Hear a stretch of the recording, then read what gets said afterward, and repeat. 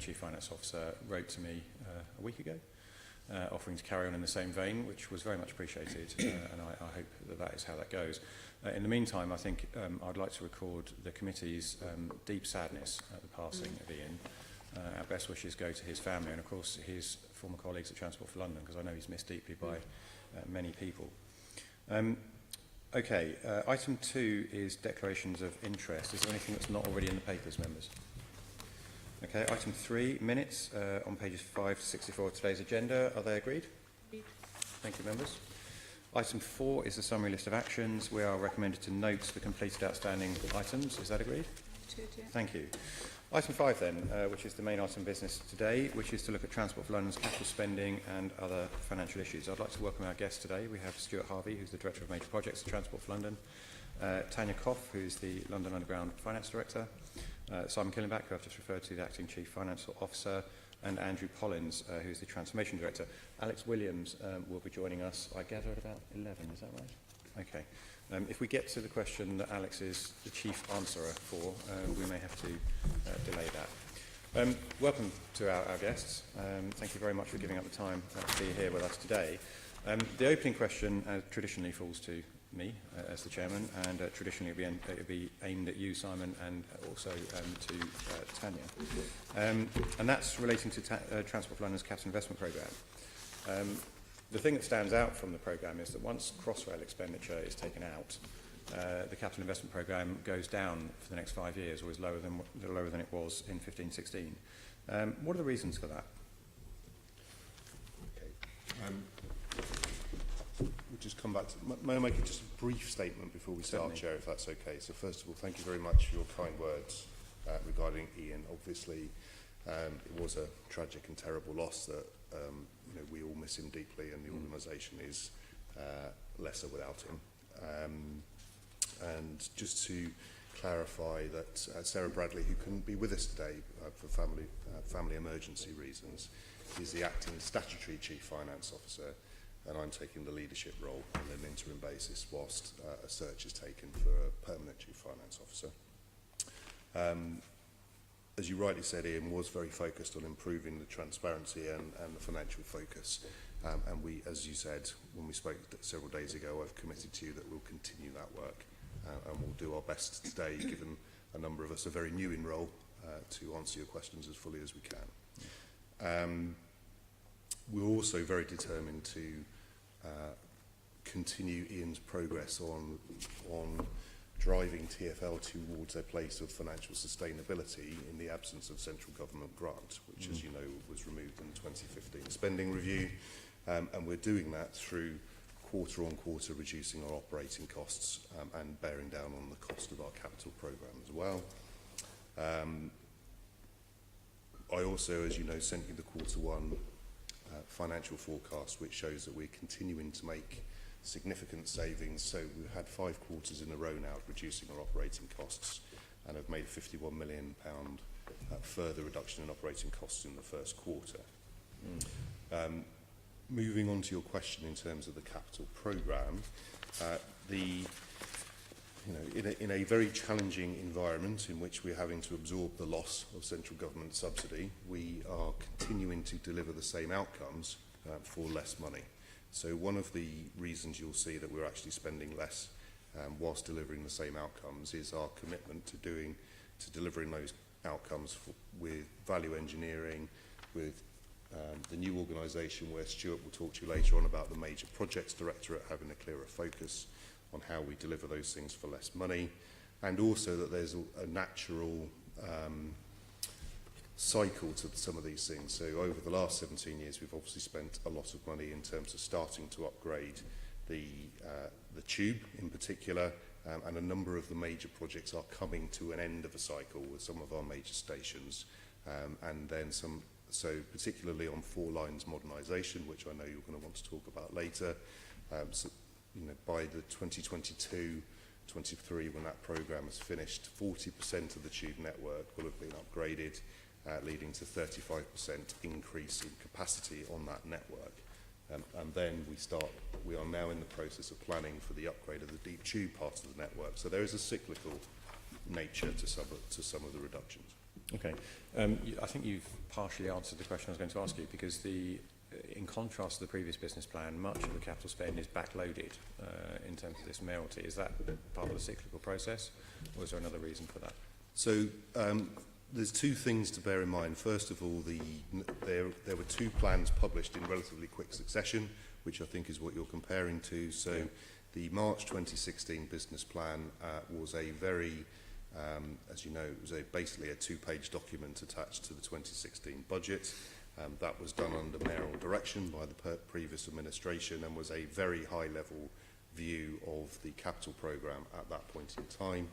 By the time we got to the November 2016 business plan, the teams had had sufficient time to properly work up how we would deliver those capital outcomes, and therefore the phasing of the delivery of those outcomes without changing the delivery date of those outcomes is more accurate. Okay. The figures that we've seen suggest that capital spending in the current business plan don't cover the Bakerloo line extension or the Silvertown Tunnel. Is that correct? Are those projects going to go ahead, and how are they going to be funded? So the Bakerloo line extension, there is money in the current plan to take forward the scheme. That seems subject to consultation, but it's also subject to developing a funding package. So there is a difference between the schemes that TfL can fund and deliver on its own, such as the Deep Tube programme, such as Four Lanes modernisation, and the much larger schemes, such as Crossrail 1, Crossrail 2 and the Bakerloo line extension, where much of the economic benefit isn't recoverable through fares, and therefore we have to work with other parts of government, both local and national government, to come up with a funding package. So the Bakerloo line extension, we are working closely with central government, with the boroughs, with the GLA and other bodies to come up with a funding package for the Bakerloo line extension. Silvertown Tunnel, in contrast, will be fully delivered, and so I'll just check when it is. So here we are, 2023. Silvertown will be complete, and that will be a massive step change in terms of the capacity, roads capacity and crossing capacity in that part of London. That is being taken forward on a PPP basis, so we are going to toll both the Blackwall crossing and the Silvertown crossing, which was consulted on. That creates the funding necessary for the private sector partners to deliver that in its entirety, and therefore the only money that is needed within the business plan is the monies to take this through planning and procurement ready to hand over to the private sector to deliver. Okay. Other things that the Mayor has pledged that he would do are things such as the DLR extension into Thamesmead, which, as it is only the DLR and not a road bridge, I'm assuming that's going to be a tunnel under the Thames. But also there's the Rotherhithe Bridge, the pedestrian and cycle bridge. How is it proposed to fund those?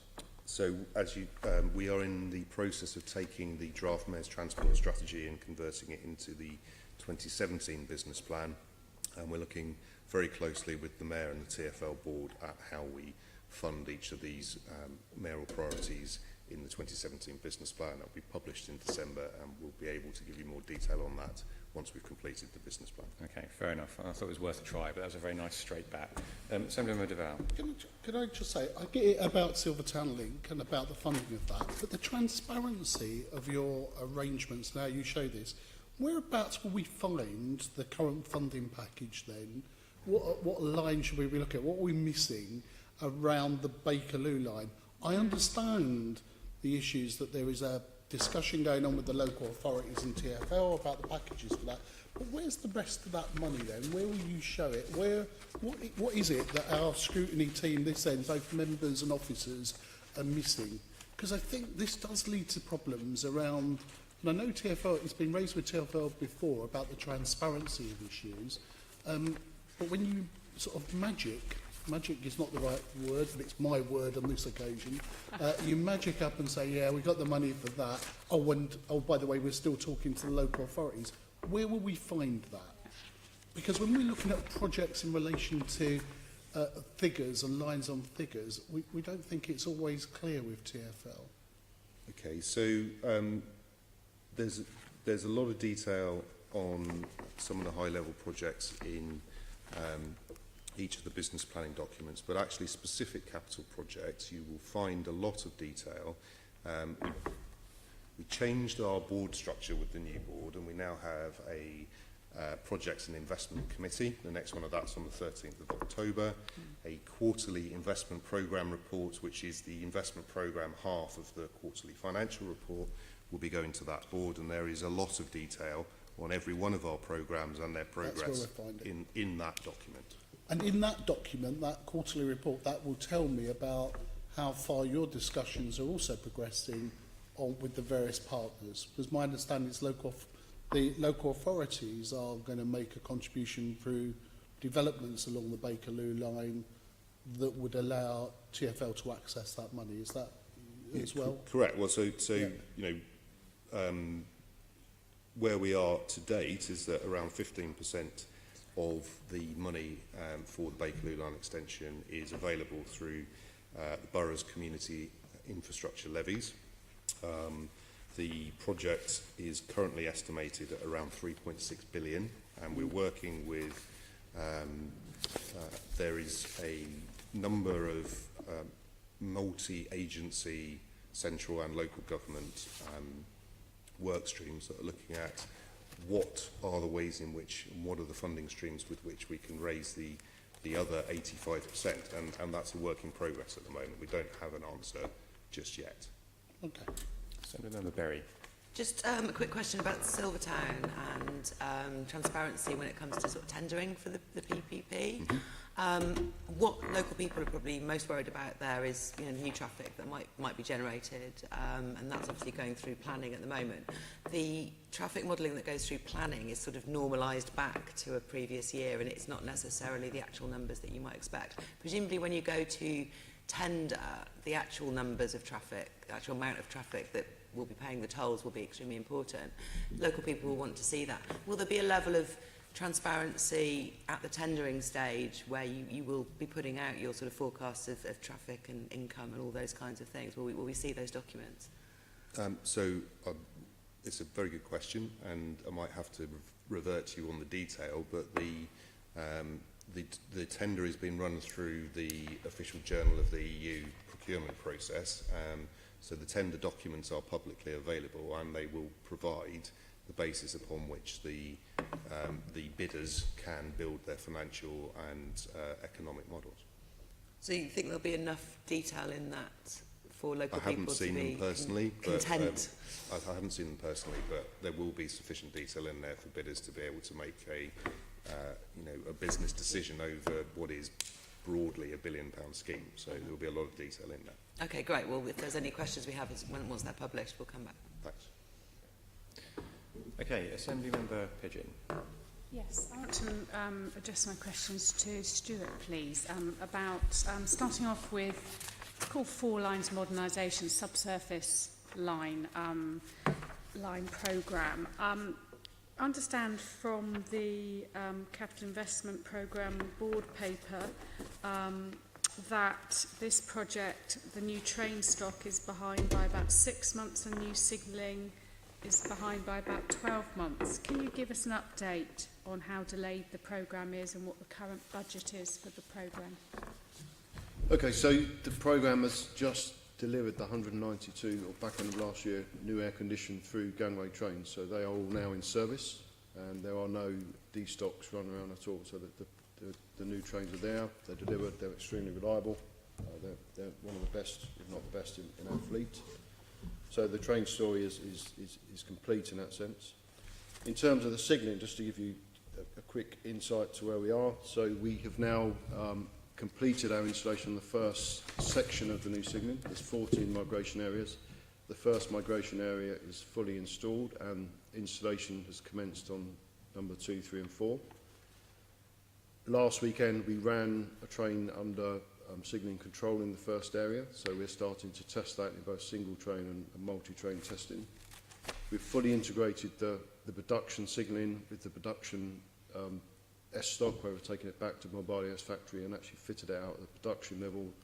And so those two elements, the rolling stock and signal, have come together and passed what we call G0T, which is a very significant part of the contract where we could terminate the contract. So we've now proven that the signalling and the rolling stock comes together and will operate as a signalling system, and we're ramping up on production fit out of the S-stock trains with the signalling equipment on the trains. Overall, I have set a very ambitious programme to deliver, which we call P0, which effectively is the programme without any risk. So we hold ourselves in a programme to account for the most forward-leaning programme possible. There is 18 months float, which is the P90 programme, which is taking into account all the risks. That's the way project management is set out. We're currently, for the first section, only 5 weeks away from the most forward-leaning programme, or to put that another way, just about 17 months early from the end date. When you get to the next migration areas, we're 13 months early from the anticipated end date. So we're ahead of programme. The programme's going very well. In terms of cost, we're rounding 144 million below our authority. That's our current expected final cost. That's money that's been given back to the business, won't be asked for back. So that's a fair chunk of money below the authority. We have plans in place to try and release more money. It's getting more challenging, to be honest, because we've done quite a lot of value engineering to get that money out. But we are in a good place financially. So both in terms of time and cost, we're ahead of where we said we'd be. We went to the board for authority. Okay. Why then was it the board paper said that on the new signalling system you were behind by about 12 months? Which sounds very different to what you're telling me now. So I don't know what, I haven't seen the document you're referring to, but we control ourselves against the most forward-leaning date. So when we talk about lateness in that context, it's compared to the way we measure ourselves, which is against the most forward-leaning programme. So the I board... don't really understand what you're saying. I'm really sorry. Can you explain it differently? I don't know whether I'm just not quite following. What do you mean by forward-leaning So the date? date that we went to the board for to get authority in the first place was a programme that had all the normal delivery plus all the risks that could occur, and that would give a date which was a certain point in time. We take out all the risks and we develop a programme that tries to achieve that programme 18 months earlier by real strong mitigation of risk and development of opportunities. So we're holding ourselves against that date. So when we talk about being off the date, we're comparing it to that early stretch programme to try and achieve 18 months it earlier. earlier date, Yeah. right. So I think the board paper might be referring to the other schedule. The board paper might be referring to the other schedule, yeah. Yeah, Oh, the draft schedule.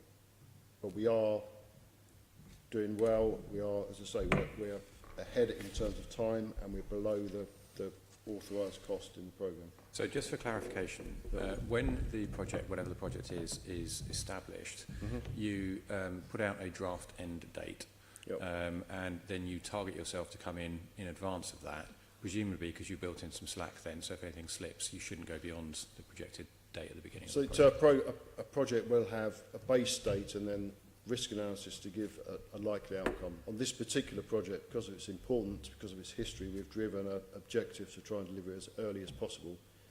And we tried this approach on the Northern Line previously, on the previous upgrade that Thales carried out, and we delivered it 8 months early by using a similar approach. Okay. So Does it's that not help? just being slack about the use of programme float, it's by holding ourselves accountable to any slippage from the original sort of most stretched programme to make sure we mitigate the best possible outcome. When will the full four-line modernisation have been completed? What's the date? So we've got interim timetables on the Circle Line which come in, which we're scheduling for May 2022. The whole programme is scheduled to be complete by December 23, but as I say, we are driving for an earlier date.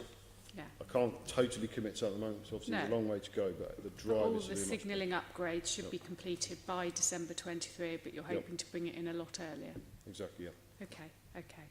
And you're 144 million below your authority, so that's your budget plus contingency. Including, yeah. So the authority had all the risk provision, and so if you like, that's a stated amount that 2 years ago we went to the board and said we would deliver for a certain figure by good value engineering and control of costs. We're now 144 million below that.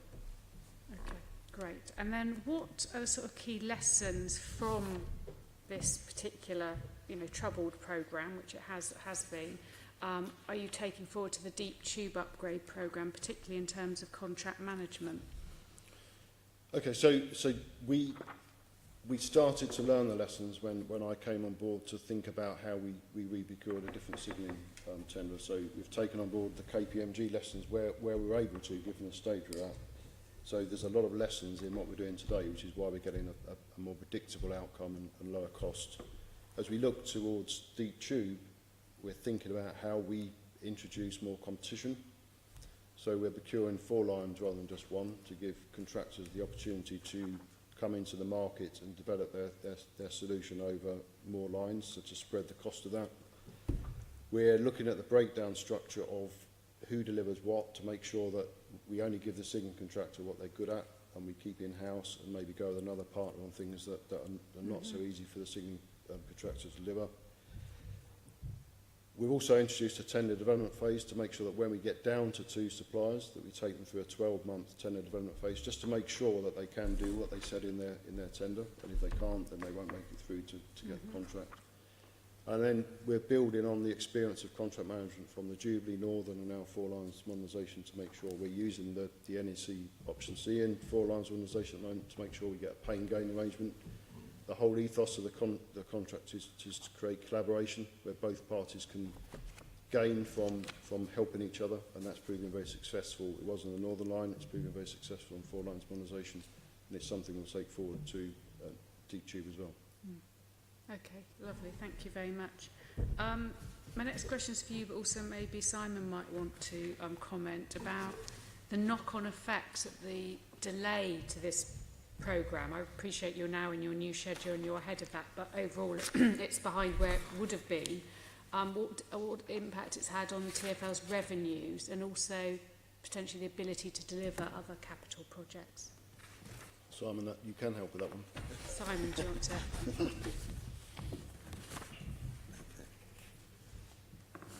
So, sorry, excuse me.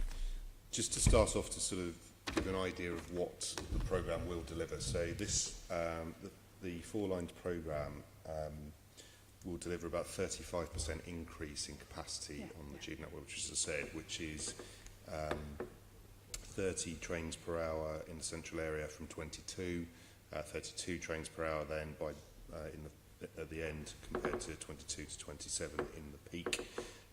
In terms of revenue, we've built into our current forecasts the current impact on that based upon the current delivery schedule. I'd have to take... No, Have you it was got the less than information? 1% because the majority of the benefits are delivered right at the end of our current plan period. We built into last year's business plan a less than a 1% impact on revenue from the delay of 4LM. Okay. So not significant. Not at all significant, but it's because of the timing of the end of the business plan. And what about the ability to deliver other capital projects? Has it had an impact on that? So, because all I can refer you to is the 2016 business plan. So, you know, the outcomes that we're delivering are not affected by the 4 lines modernisation programme. It's part of the overall outcome that we're delivering and had always been planned to be delivering. You know, broadly,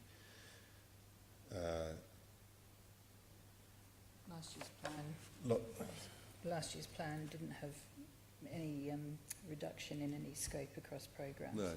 So 2016. You know, effectively, you know, with Elizabeth Line, 4 lines modernisation, Silvertown Tunnel, healthy streets, and everything else that we're doing, we're delivering more outcomes for less money than we've done in previous plans, and that's really where we are. Okay. Back to Stuart then. Looking in detail at the 4 lines programme, TfL has removed some of its planned track layout, putting it as separate projects in years to come. this is obviously part of your value engineering, but is it just deferring costs to future years? No, so part of the value engineering drive on 4LM that's created the cost saving will continue to do so to really focus on the outcome. So 32 trains per hour on the whole of the subsurface network is the outcome. So we've looked very carefully at elements of the programme, and if it doesn't contribute towards that end goal, then we've taken scope out or reduced scope. So a good example is in our depots. We had some works that were thought to be needed in depot injection, which is to make sure the trains can come out the depots quickly enough. We've done lots of analysis and creative thinking about how we can get trains out the depot, and we've cut over £10 million from our depot works to make sure that we don't have to spend that money. On track layout, we've also done some modelling with the technical people in Toronto, the Thales, and we've just made sure that it's necessary to do all of our end-state track layouts, and actually we cut some of the scope from there because it wasn't necessary to do the work to achieve the trains per hour. Also, we've done some work around depot testing. In the past, we've had sites that were laid out and equipped with kit. It's quite expensive. So Thales, working with us, have developed a box that can just be put down to test the trains. So just lots of ways of saying, does it contribute towards 30 trains an hour, and how might you cut costs and you get more value? So it's not, but that some of that track layout work, will it have to happen in the future, or was it just a nice to have that we didn't need, and so... These are permanent savings by getting deeper into the programme and analysing what can be done in the signalling system to improve capability. At the end of the day, track is changed to give greater throughput and greater speed. By working very carefully with the signalling supplier, we've been able to provide that capability through the signalling system, the moving box signalling system, rather than changing the track layout. So it's genuine savings on a permanent basis. So it won't have to be done at a future time? Not the end state track layout works, no. So No. Okay. Yep. That's helpful. Thank you very much. I was just wondering, in all this work you're doing and reviewing projects, what's IPAG's role now? So IPAG's role is very similar to what it's always been, particularly on 4LM, where we are on a 6-monthly review of them. I encourage IPAG to come in, and we have a good discussion about which areas of the programme they want to look at. I actually asked them to look at areas myself if I think they're worthy of having a good look at. So we've got a very open, collaborative relationship with IPAG across the major projects. So they're still there. They're still providing the third line Assurance, yeah. within the programme structure. We are doing more work in major projects, the Directorate space, to make sure we put a much stronger second line assurance in through the new project management office. So that's part of the organisational design, to make sure we've got that much stronger second level assurance. That we have a project management office which is much more attuned to the delivery and is there to be a critical friend of what's been done and to give me oversight of what's been delivered. So where is IPAG's work available for scrutiny? So IPAG produce an annual report which is Yes. published, and they also, in many of the papers that go to the project and investment committee, will produce their thoughts and their assurance reports for each of those projects. So all of that will be, so the benefit of the way in which our governance has been reformatted is if you just go to the board reports or the performance and insurance committee, you will find all of those things there. Give me a practical example where IPAG has added value over the last year to your work. Yeah. So one area is I won't go into detail because it's commercially sensitive. They flagged an issue around incentivising Bombardier, our train supplier, to make sure that we fitted the signal equipment on the trains on time. We had a good discussion about how that could be achieved, and they provided some useful input to that, and we're proceeding on the thinking on that. Great, lovely, thank you. Ultimately, on to another project now, Stuart, Northern Line extension. When Ian was before us in July, we raised this with him, and we found that because of the developers have changed their spec, basically made some significant changes, it was going to cost 240 million more at Battersea Power Station. Could you tell us what effect that will have had on the costs and schedule for the Northern Line extension?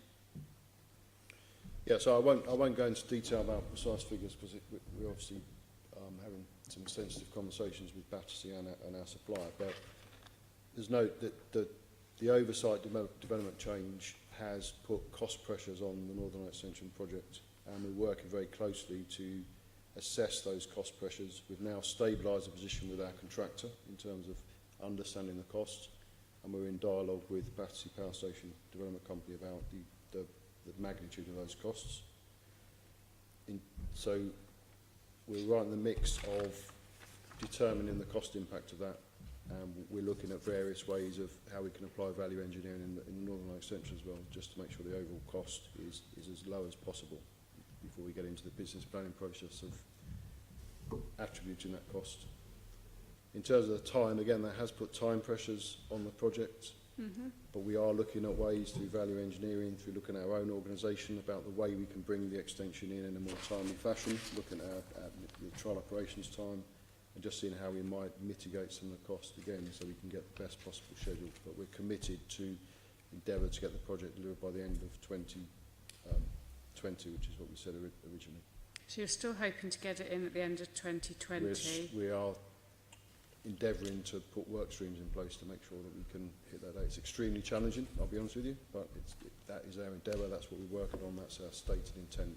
It's not going to be easy, but that's what we're aiming And at. what's the current total expected cost of the project? I think we need to look at this in parts in terms of the contractor has got our stated costs, we've got our internal costs, and we've got a certain amount of recovery from Battersea Power Station. We're going through that at the moment in terms of our most likely, minimum, and worst case. We've got to do that analysis and feed it into the business plan in December. That will come out for. And we're constrained with some of the commercial situation at the moment. Do you want to say that again? Sorry, Tanya. So we're a little constrained with the detail of those costs at the moment because of the legal and commercial aspects of this project that we're currently working through. So we haven't got clarity yet because of the process whether Yeah. the developer is going to pay all of these extra costs because they changed their design, presumably in order to get more properties in on board to be able to make more money. And it's whether they will pay the full amount or whether they're going to expect you to try and subsidise some of that. And that's And what the we're discussion working yeah. with them on at the moment. Yeah, there is this assumption that developers always have to make a 20% profit as a minimum, which I find extraordinary. And I think given the amount of, this is making their site viable, having this, you would hope that they would pay. But clearly December sounds like we're going to get more clarity on that, Chair. How confident are you that you'll deliver that in 2020? At this moment in time, it's extremely challenging. So Yes, you said that a minute ago. If you had to put a percentage on it, what would you say? 50-50? A bit more? I wouldn't want to be drawn onto a percentage because I'm fairly new to this role, and I need to started to work with the team to understand how, as an organisation, we all come together and with the contractor. So I've now got a high-level board meeting, a joint board meeting with the contractor.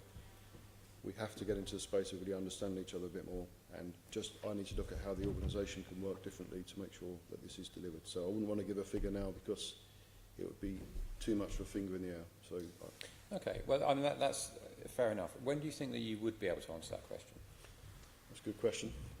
Thank you. That's our job. So I would say in 6 months we'll have a better view. I mean, just on the project, the tunnel boring machines are making excellent progress. But the good news is the project's going well. The tunnel boring machines are 3/4 of the way through now. They've gone through our new 9M station, which has allowed construction to start there. We've done a massive, fantastic piece of engineering in the Kennington Step Plate Junction, where we're breaking into the existing Northern Line. So we've already started to deconstruct the Northern Line tunnel, ready for our Christmas shutdown when we connect. So at Christmas we connect the extension to the existing railway. Battersea itself is making really good progress. We'll start the E&M fit out early in 2019. So there's lots of opportunity to go for, and progress is really good. So we just need to bring that all together and just look at it, and then in 6 months I think we'll have a better view on what the day will be. Final question from me, and Assemblymember de Val's indicated, so I'm going to pass to him in a moment. But much of what we've heard this morning seems to hinge on the December 2017 business plan. We're going to get a lot of answers to our questions in 2017 business plan. If you're not going to be knowing and confident about whether you can deliver the Northern Line upgrade for another 6 months, does that mean that the assumptions in the business plan are going to be potentially inaccurate? I think, I'm not sure I'd try that one.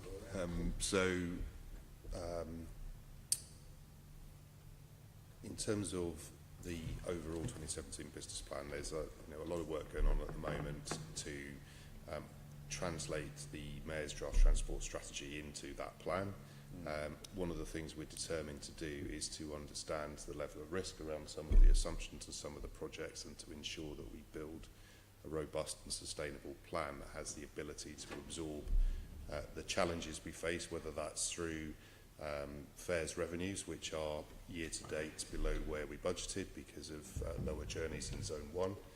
It's too, and that is attributed to all of the things that have happened. So obviously the terrorist incidents, Grenfell. We're going to be asking about that in a moment, so we'll come back to spoil that. your lines.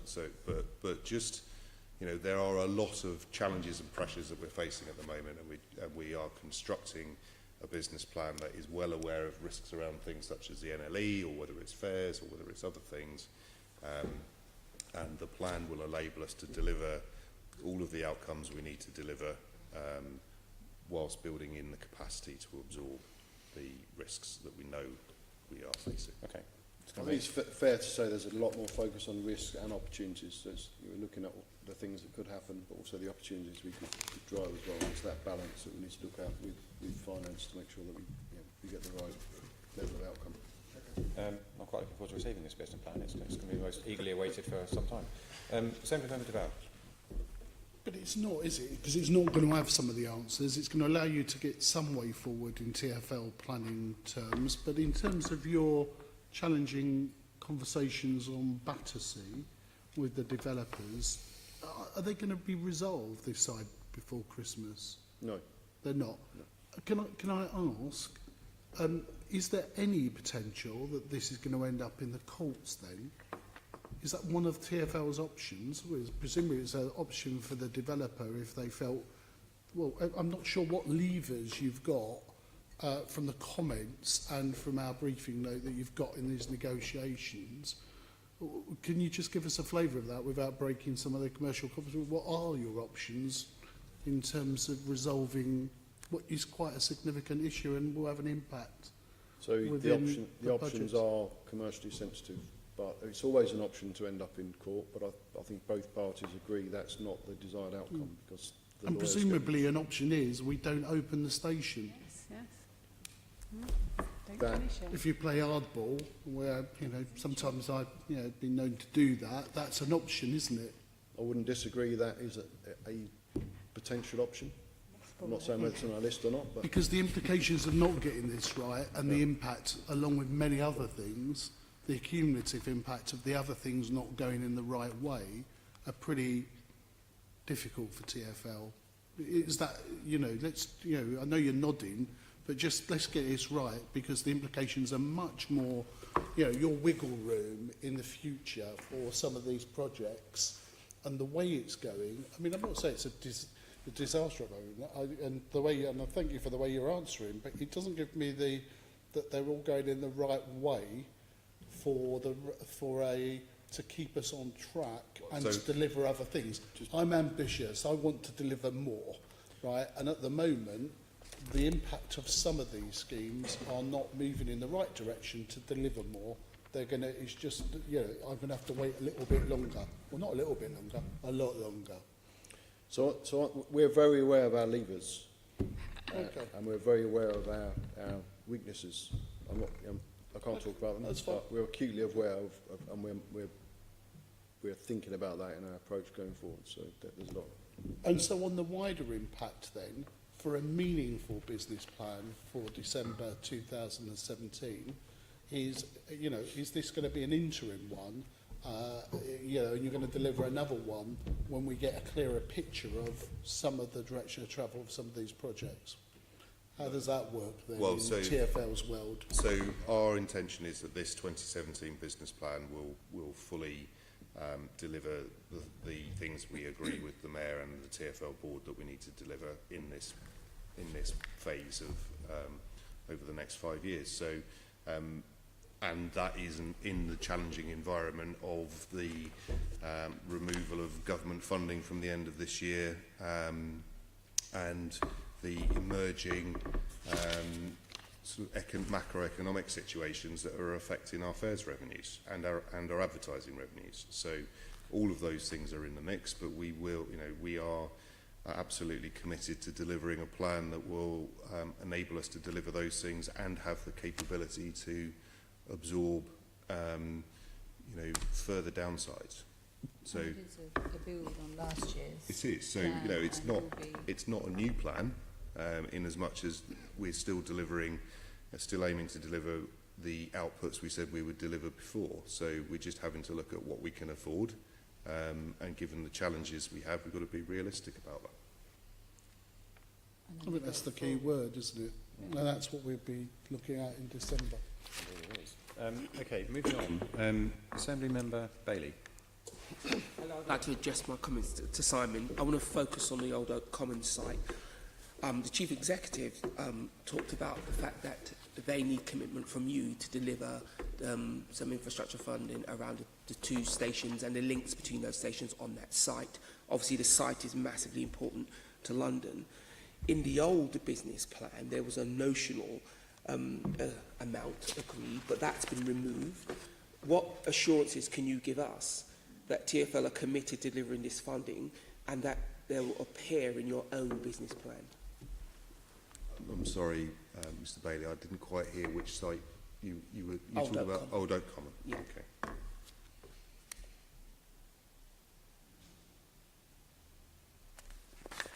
So you'll have to forgive me. This is not one of the sites I'm particularly familiar with, having only been in the job for a few weeks. Okay. So may I take that one away and come back to you?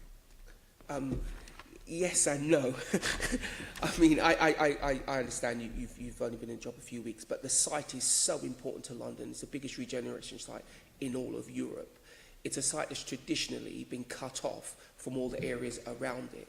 So the fact that the funding or potential funding was removed from the business plan is a big worry. And there is a study going on, but the study doesn't fill me with confidence that TfL will put this in their business plan, because the Chief Executive's point was they can't really move forward unless TfL give them a commitment. Now, they're willing to extend their time to develop their own business plan to give TfL a chance to come in and offer that commitment. And when you come back to me, I would really like a very clear how much you'll be committing, when you'll be committing. I'll just make another comment that in your estimations, TfL's estimations, the funding won't need to be produced until after this business plan has gone through. I'm not sure that the OPDC share that position. It would be nice if you could clarify that, have a conversation with them and see if they share that position, and then come back to us, because I go back to my colleague Len's comments about realism. TfL are under some great pressures, we're all aware of that, but there's lots of things being asked for and very little clarity about how any of it will be delivered. Some of these things are edging towards pie in the sky in some sense, in my own estimation, and this in particular, being how important it is, we'd really like some clarification on. Understand that entirely, but as we have said a number of times, the resolution of most of these issues will be in our 2017 business plan. So that is where we will be able to, when we publish the 2017 business plan, is when we will be able to provide clarity over what funding for which projects is going to be available. Well, in supplement to that, the Commissioner of Transport for London wrote to me in May and said that he didn't think that there would be any investment needed from TfL into building the stations in the lifetime of the current business plan, and by that he meant up to 2021, 22. Now, the stations on Old Oak Common are due to open in 2026, so that is 4 years after the end of this plan to build those stations. My question really, and perhaps you can pick this up in the written answer if you write to the committee, we'll circulate it, is will that really give enough time for TfL to invest properly and build those stations? Crossrail stations are complicated. I mean, there's one in my constituency bordering Assemblymember de Val's constituency, Abbey Wood. In fact, it's in both of our constituencies. which has taken many years. Now, that is a functioning station now, so they've had to retrofit it around the service going through it, which won't be the case, obviously, in Old Oak Common. But 4 years to build such significant infrastructure without committing any funding in the next 5 years seems challenging. So I think we'd be looking for some reassurance in the letter that you circulate that that can actually be done and it won't prejudice that project. And just to finish, Simon, I don't say these questions in an aggressive manner. I just want to make a plea for people in that part of London, because this is the biggest site, and this will make a significant difference to all of London. And the fact that it's been removed from the business plan has sent alarm bells in certain places, and I just want to hope it's high up your list of priorities, is what I'm trying to say. But Chair. Thank you. Well, actually, let's put that to Stuart. I mean, you're the Director of Major Projects. Is Old Oak Common one of the major projects that you're focusing on? So it will be in city planning as well at the start. So it's not, I only get projects when they've been fully developed and they've got scope ready to deliver. Okay. It's anywhere, it's in Annex 0. So I understand at the moment that we are working with the OPDC, the Department for Transport and HS2 to look at all of the options, and that is the stage we're at the moment. So I don't think we will need to see where those assessments are in terms of what infrastructure needs to be provided, and then from that we can work out how much it's going to cost and who's going to pay for it. Yes. Okay, we'll move on. That horse has been flogged raw, I think, and we'll await your letter. Now, what's the position with Crossrail 2? How much is London being asked to fund, and at what point in the project's lifetime? Because the deal was that TfL would have to fund half of it, but that would be done over the lifetime of the project, and we understand that that might be changing, and there might be a lot more upfront funding being required by government. Where are we at with that? So we were asked originally to commit to funding 50% of the project, and our submission to government said we could do that. The business case is exceptionally strong, and the funding streams that were available to the GLA and TfL meant that London will be funding over 50% of the total project over its total life.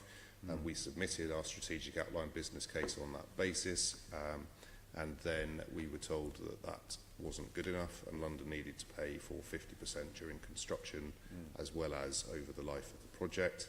The Mayor and the Secretary of State made a joint announcement earlier this year that we need to make the project more affordable, and that London would fund 50% during the construction period as well as over the life. That's where we are currently. Right, so the commitment's been made that that would happen. The Mayor's signed up to that. What work has been done to make that commitment more than just a piece of paper? So a huge amount of work has been done. We are working, there's a programme board for Crossrail 2, which has representatives from all of the sponsor bodies, so from TfL, from the GLA, from HM Treasury, Department for Transport, Department for Communities and Local Government.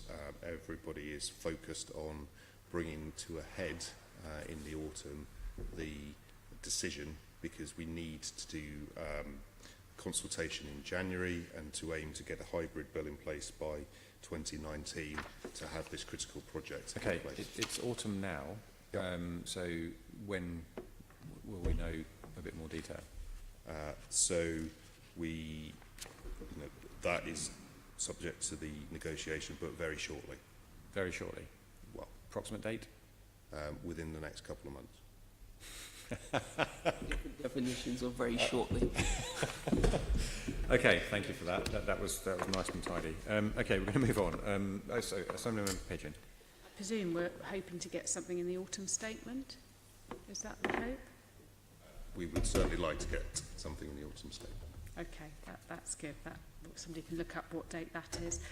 What I wanted to know, as part of the work looking at how you can fund this, are you looking at institutional investment, potentially pension funds, that sort of thing? Are you looking at whether you can lease out, I don't know the technical, lease out some of the assets, that sort of thing, in order to generate that income right from the start? Absolutely. We're looking at everything. We absolutely want this project to go ahead. It's absolutely critically important, and we are looking at everything we can do to make sure London can fulfil its share of the bargain and to deliver a successful project. The critical thing actually is to identify the funding streams that will pay for all of this, and then whether it's done all on the government balance sheet or through the use of through working with the private sector to deliver parts of it will become easier to determine once we have an agreed project and an agreed funding package. But all of those things are being looked at. I've personally met with institutional investors who are very excited and want to be involved. The whole industry is very excited and wants to be involved, but we need to resolve the commitment and funding issues, and then that allows everything else to flow from that. In terms of your new thing of value engineering that Stuart's been leading on, what are you learning from Crossrail? Because recently I did a site visit there and was fascinated to learn they'd managed to actually put stations that had been built elsewhere in the country, just, slotting them in, I don't know, like a Lego kit. I'm sure it's more complex than that, but, actually creating jobs round the country, which helps sell this project, but also much cheaper and quicker. So I'm wondering whether you're looking at actually saving costs on the actual build of the project. I don't know if Stuart's team or others have been involved with that. So, first of all, Sir Terry Morgan's team, Crossrail, have been hugely involved with Michelle Dix and the project. And I'm not sure if you've been involved so much. Yeah, so not with Crossrail 2, but the whole major projects directorate organisation is making sure that through our project management office we are centralising lessons learned and value management so that we get a cross-programme view of what's going on, making sure that we can drive the best outcomes for all our programmes. And we are connecting with Crossrail now in their learning legacy. That's just started. And your strategic outline business case, are we going to be able to see that at some point? Let me check. I believe so. I believe we submitted it in March. So let me double check, but I'm sure it should be available. Okay. Final question to you then, Simon. Looking at the work that PwC did 4 years ago in terms of how TfL and the GLA would fund their portion, 75% roughly of that funding would go over the lifetime of the project, and it's now being asked to do during the project build. That's a substantial move because we're not talking about small projects here. Noting what you said about more details being forthcoming in the next couple of months, if I were to ask you how confident you are that would come through in a way that can actually make the project be delivered, what would you say? I'm confident that London will. So I'm confident London will put forward a proposal that we can deliver, that we're confident we can deliver. So we've done a lot of work with the project team and the mayor and his team to look at how we can do this. And as I said, it's fundamentally important to us to have this project. So we're doing everything we can to meet the challenge we've been set on it. How long have you been working on it? That's a good question.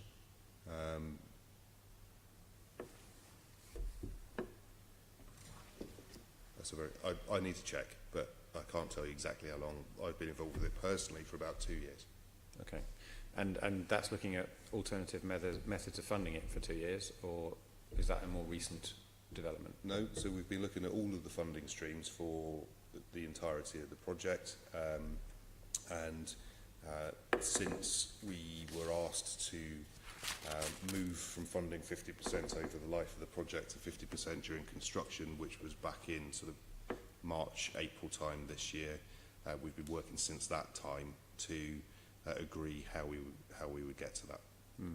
Where I was going with that question, of course, we had a settled view for about 4 years after that PwC report about how things would be funded, how the package would be put together, and presumably, because we paid them to do it, PwC looked at all available options, and so that would have rested on the shelf, and we thought that's how we're going to do that. So 5 months ago, you got this massive curveball thrown at you, saying, well, actually, no, you're going to have to do this much more quickly than you had planned to. In spite of that, you are saying today that you are confident that what is produced within the next couple of months will be capable of delivering what's required. Yes. Good. That's unambiguous. Thank you very much. Okay, we're going to move on now. Assembly Member Berry. Yeah, I wanted to ask a few questions about the TfL Growth Fund. I know when we looked at the budget last year. Oh, sorry. Can I ask you to pause? Yes. This question actually is being aimed at Alex Williams, isn't it? Who hasn't arrived yet. Oh, No, that's entirely is my that fault. because that's his responsibility? Okay, Yes. should we wait until he does get here then? In that Indeed, we case? will. That's, You may not be able to answer these questions. so we're going to skip over then and talk about TfL savings plans, and that's Assemblymember Devan. Okay, I think it's to you, Andrew. What progress has TfL made on the transformation since the business plan was published in December 2016? And is transformation still the right project title? You're Yes. revamping, Yes. whatever. There's not a new title, you're not rebranded it in any way. Not rebranding at the I moment. find this very unusual for TfL at this stage, but fine. So we're talking about the transformation process, Yes. so take us through it. Okay, so transformation progressing well. As you recall, a root and branch financial review was carried out over a year ago, and subsequently, as part of the 2016 business plan, 4 billion of efficiencies and savings were incorporated into that business plan. And again, I think we have circulated previous documentation to show that there was 3 billion operating expenditure, and again, very focused around our sustainable run rate, and about £1 billion of capital expenditure. So last year, Mike Brown, our Commissioner, launched the new structure of TfL, which was effectively delivery businesses supported by Pan TfL professional services. So it included the establishment of a Pan TfL engineering function, and equally the establishment of a major capital projects delivery organisation which Stuart heads up. About this time last year, maybe slightly earlier in the year, I was covering as interim managing director for London Underground, and Mike Brown asked me to lead this transformation programme. Now, it's called transformation for a reason. It's not just cost reduction, because there's a number of sort of lenses and focuses for it. It's about, clearly we have to get cost out. It's about making TfL more efficient, but equally more effective. And I'll come on to the reason why that is so important later on. So the first focus that we have been embarking on this year is around changing our operating model. So this is around looking at our management structures and our professional services structures. To give you an indication of some of the work that we've been doing, the layers of organisation within TfL, best practice would say that you should aim for 7 to 8 layers within an organisation, from the top, the commissioner, down to sort of frontline personnel. Now, we had some areas within TfL that were like 13 or 14 layers. So clearly that doesn't aid good communication, agile decision making. It's neither efficient or effective. So that's the first thing that we have started to focus on. So we established 15 work streams that are comprehensively reviewing their business areas to see how we can operate in that more efficient and effective way. And as part of that, we have a very rigorous assurance process. So my role and my team is to do 3 things. It's to coordinate the change and the transformation activity. It's to challenge the activity, again, make sure that we're doing enough, and also is to provide critical assurance both to the executive team and the TfL board that we're managing our risks as we go through this transformation effectively. And as part of that process, we have a whole set of governance internally within TfL, a new executive committee solely focused on transformation, and a number of checkpoints that we go through as we head towards design and eventually implementation of our organisational change. And we call these design gates. One of the key aspects also as part of our transformation is engaging with our staff and our trade unions. So one of the things I was particularly keen to establish was a new forum to discuss with the full-time officers of the trade unions much higher level aspects as regards to what's happening around transformation from a strategic point of view, and to give them sort of advanced knowledge as regards to some of our thinking and gauge their views. And that's been very well received to date. And again, I think we've met probably about sort of 6 or 7 times over the last year, and continues to be a very constructive engagement. So as regards to numbers on this operating model focus, because it's important, we aim to establish by the end of the financial year £111 million run rate savings, which gives us a benefit of about £500 million over the business plan to 2021. And again, that that ranges from broadly a 20% reduction in our professional services to saving 10% out of our director structure as an example. We're also embarking on a number of TUPE transfers. So we did a significant TUPE transfer earlier on in the year when we moved all engineering, major project staff, PMO activity into TfL. We're also embarking and started the consultations on a TUPE transfer of the old tube lines business, the AP-JMP area. And again, that will happen over the coming months as well. So an awful lot of activity at the moment. The other thing I would say as regards to the reductions within our staff, clearly we need to manage and mitigate redundancies. We do that through a number of activities. Clearly holding vacancies is critical, and reducing our need for non-permanent labour. When you look at our savings this year, we are saving over £1 million a week on non-permanent labour.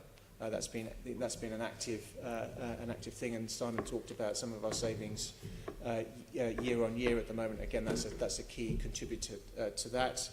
We also offer early voluntary severance as well for those individuals that want to leave. Again, that's got a very strong business case, and again it helps get us to our numbers as quickly and as painlessly as possible. So that's broadly speaking as regards to where we're on the transformation. Okay, can you provide us, not verbally but in written form, some details around the 15 work streams? Yes. And the savings they're expected to deliver? Yep. And then can we then go back to the figures that you mentioned? So our figures that we're working from is that I think TfL committed themselves that well, I suppose the question is, are you on track to make the 228 million of revenue savings that I think you had identified, as well as the 175 million of capital savings in 2017-18? So where are you on that in those figures? No, that's fine. As regards to 17-18, we're definitely on track. So in fact, after 5 periods, I know you would have seen the quarter one report as well. We are ahead year to date, which is encouraging. You'll see from the quarter one report as well that we're showing a 4% reduction in our operating cost, and again that's bang on where we need to be at the moment, which is encouraging.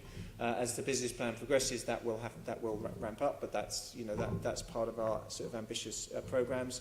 So to give you some flavours as regards to what does the 228 million comprise this year as regards to savings. So first of all, there's over 50 million of non-permanent labour savings, and again that's coming through well and strong. It's good. And equally, we have and underpinned by that, we have strong sort of headcount savings as well. The annualised effect of Fit for Future stations as well is now flowing through, so that's between 40 and 50 million benefit this financial year.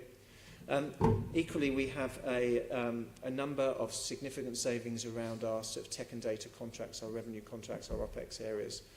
Vernon Everett and Shashi Verma have been very, very strong at leading the way as regards to reducing the costs of professional services, and we've seen just under 30 million of savings this year as well.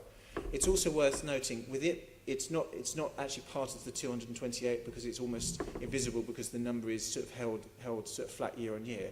But there are significant savings, over 61 million of savings through our bus contract renegotiations this year. Now, this was an area, again, that I was, when we first looked at the budget, I was a bit nervous about, but actually, to date, they've actually delivered that, so that's very encouraging indeed. And then, so on headcount, we continue to save headcount savings. I think there's over 30 million of overall headcount savings. If you look at our headcount versus budget at the moment, it's around 1,500 less than budget. So again, indicating how we're progressing. So OPEX at the moment is looking good. Clearly, we have to manage that as the year progresses. Onto CapEx, well, I think Stuart sort of gave you sort of an example of where we're driving quite aggressively some of our capital savings as well. So again, to date, there's been very good progress around efficiencies around some of our systems projects, workforce planning and areas like that where we have driven costs. Major stations as well, with some of our major stations coming to sort of completion. we've been able to release risk provisions, and again, that's saved 50 million in the year. And equally, we have managed to look at some phasing savings and de-scoping, but again, concentrating on priority areas as well to make sure that that there's no impact to delivery. And again, that's all on track in the current year. But again, we can provide any detail if you need that.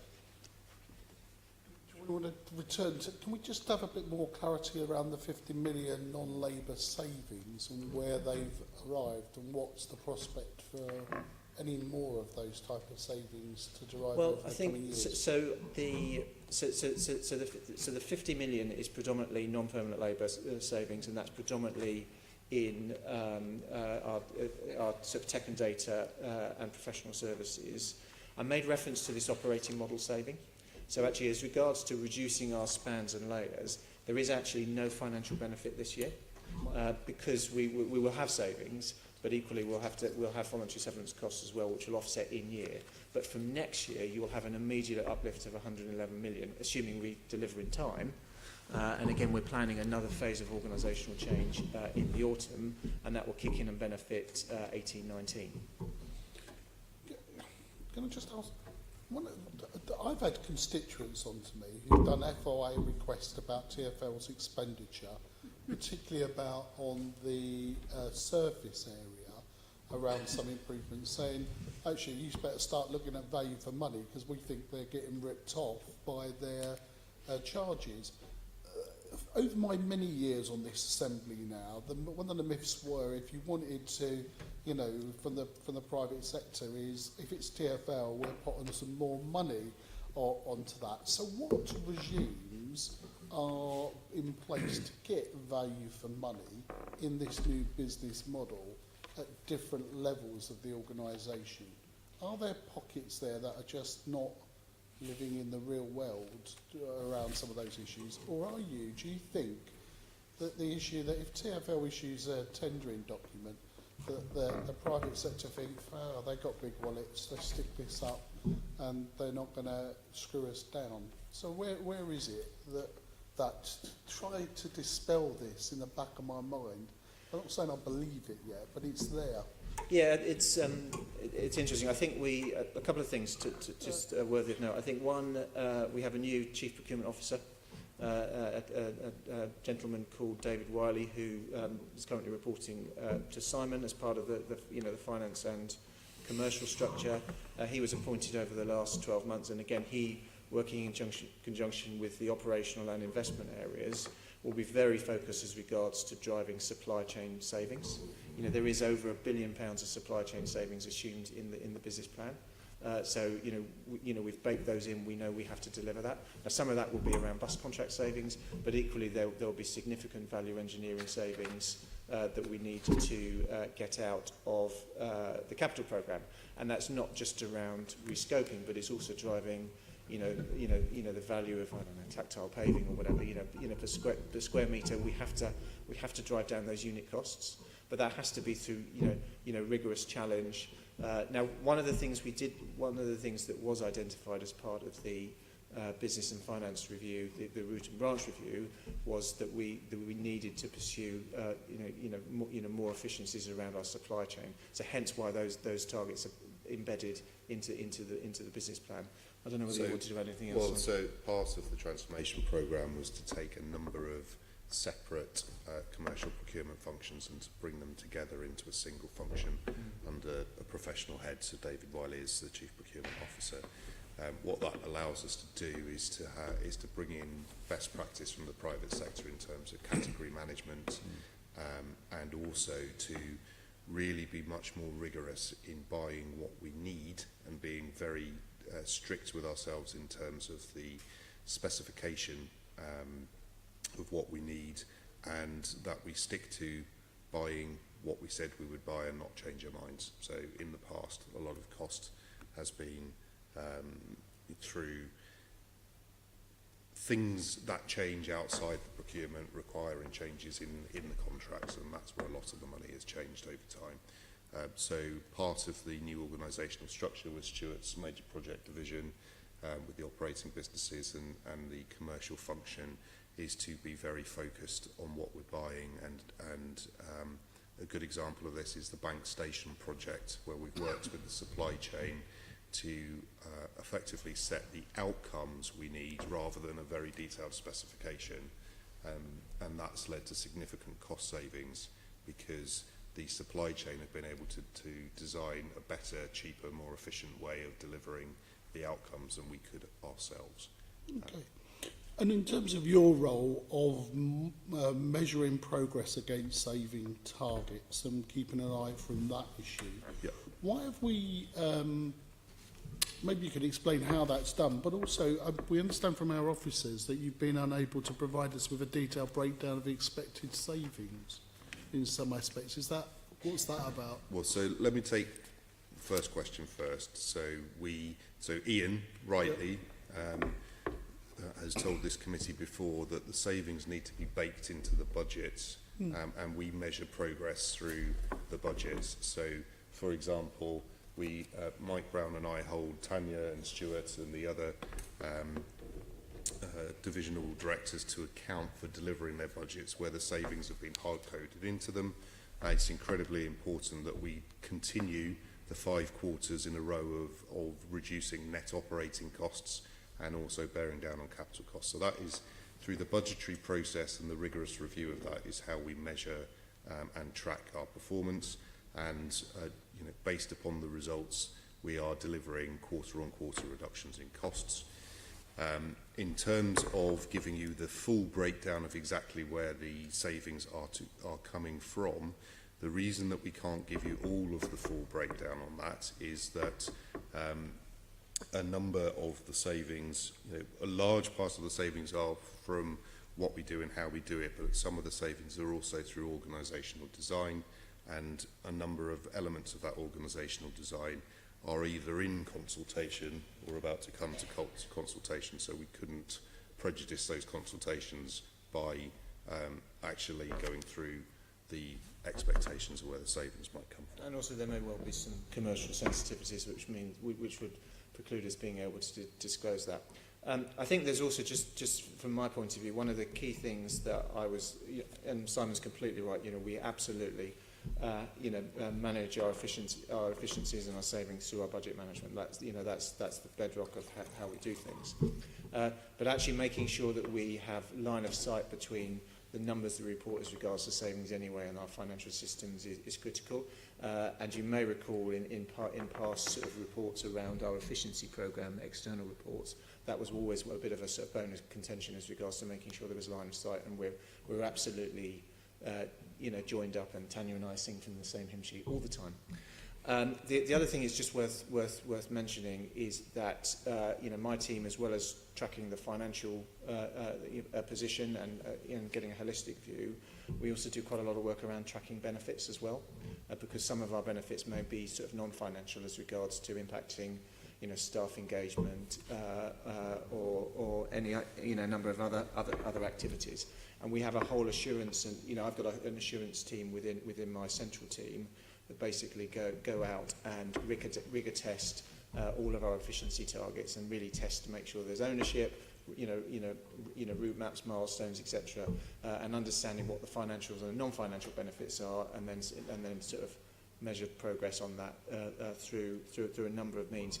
In particular, we also have the TfL scorecard as well, and as an example of where we track sort of non-financial impacts, one of the key measures in our scorecard this year is around a transformation engagement score, and we take a measure before, during, and after transformation, and expect a 3% improvement in engagement through that process. Again, really just to hold people's feet to the fire to make sure they're engaging with their staff and the trade unions as they go through change.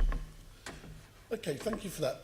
And I suppose, look, I'm now going to ask you sort of the impossible. But how do you build into the process, and how do we avoid a repeat of issues? And somewhere in there's the political decision making, so you rightly point that back, which you politicians, but somewhere in there is about some of the technical management of TfL. So how do we avoid the issue what we had with the tube ticket office closures, where people were given redundancy payouts only for their jobs to be reintroduced further down the line? So is that something that can be built in the process, some resilient stroke you can? Yeah, well, so I think one of the one of the key aspects around this transformation and programme, I mentioned it earlier on, is around assurance. So as Mark Wilde, if we to present any design plans as regards to his organisational structure, we do a lot of testing as regards to whether that operating model works and understanding the risks and, will it work, is it safe? Health and safety is a key assurance activity throughout the whole process. So Jill Collis, our Health and Safety Director, her team as well are embedded into the programme. The Transformation Executive Committee, Jill Collis attends that as well, again to provide oversight and input into that process. So there is an extensive sort of assurance activity, and again that's much more significant than we ever did before. The other thing I would say as regards to just general challenges around implementing change is again the need just to continue to engage with our trade unions and our staff. And again, we've deployed comms resources and ER resources into all of the work streams to make sure that they're supported. And I have support as well from a central team point of view, again, to make sure that we're on the front foot as regards to our communications and equally important, we're coordinated and consistent. So, consistency is a key aspect of this programme. And and I'm glad you introduced that, because at the bottom line it's about people and change and the impact on them in terms of people providing the service, and we want the service to continue being provided. So managing that risk of industrial industrial action, is that's I think you've answered it, but just to be clear, just in my own mind, that's integral in terms of part of your process is about seeking to avoid that. Yes, that's a key aspect. I think it's also worthy of note that the majority of our focus is around not on frontline resourcing. Yeah. It's around our professional services, our middle and our back office activities, and driving out efficiencies through the supply chain. And again, that should that will again help the situation as well. But just being all over the engagement space. And also, any dialogue with the trade unions around pre-engagement we will, again, do whatever we can to make sure that they come with us on this journey. And the work streams that have actually completed to date have all listened to the feedback from both the trade unions and our staff, and have adapted plans to ensure that we are delivering a better place for people to work, as well as delivering the cost savings that we need to deliver, because we want to have a successful organisation going forward. So one of the things I didn't mention, actually, and it's probably a bit remiss of me, is the number of dimensions as regards to transformation. So clearly cost reduction and organisational change, but actually there is an awful lot of work that is underway around looking at the culture and leadership within TfL, because if you want sustainable change, you have to address some of the cultural aspects. So led by Vicky Hall, our Director of Employee Comms and Engagement, she's doing a lot of work around the culture side of things. Again, really just to encourage the right leadership behaviours and focus on standards, etc. In order to make sure that we sustain this saving. But again, it's a really important dimension to the programme and something we're very focused on. And you mentioned a lot of it coming back about leadership and coming from down to the top, changing the attitude or cultural actions about. But do you get any ideas being fed up from the bottom? People on the front line saying, actually, have you looked at that? Have you looked at this? And, you're doing this and that. But, in that, so where is that bit? Does that work? And is it a two-way process, or is it a very minimal part? No, it is. So the one thing that we are encouraging at workstream level is engaging with the staff before they actually start implementing a thing. So, for example, within the asset management areas within Surface, I know Diana Skelly carried out extensive sort of engagement, staff engagement and workshops. As they went through this transformation journey, and again, that really helped the delivery of that work stream. It's really, really important. Thank you. But the other thing that's worthy of note as well is we carry out a regular viewpoint staff engagement survey. In fact, we're in a live survey as we speak at the moment. And again, that's a huge opportunity to get feedback from our staff as regards to areas of opportunity where there are issues and respond accordingly. Thank you very much. Thank you. Okay, I had a couple of members indicate in the order that I saw them, Assembly Member Berry and then Assembly Member Pigeon. Thank you. Yeah, just a quick one. You talked earlier on about savings you were making within sort of tech and data contracts.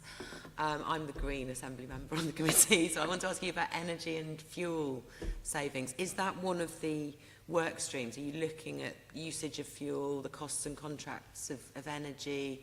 Are you looking at the thing with increasing renewable usage, renewables on the estate of TfL and becoming more self-sufficient in energy? Is that one of the savings programs, and how significant is that? It's not a specific work stream. So work streams are specifically around the operating model and the organisational change. However, there will be probably savings within our new as regards to within our new where most of the spend is. Yeah, so the underground is one of the biggest users of TfL's energy, and we are in the process at the moment through this business plan, because we're recognising cost pressure, revisiting the strategy for power across all of those areas that you just mentioned. So that's being refreshed as we speak. Okay, and where does the solar and the Energy for Londoners sort of thing fit into all of this? That's kind of an investor save programme, effectively. Yes, so that's being considered as part of the power strategy. And it sits within London Underground? We're starting in Underground, and then we'll broaden it beyond to the rest of TfL. Okay, thank you. Assembly Member Pigeon. Yeah, I had two questions. London Overground are looking at getting rid of ticket offices. What savings are you expecting around that?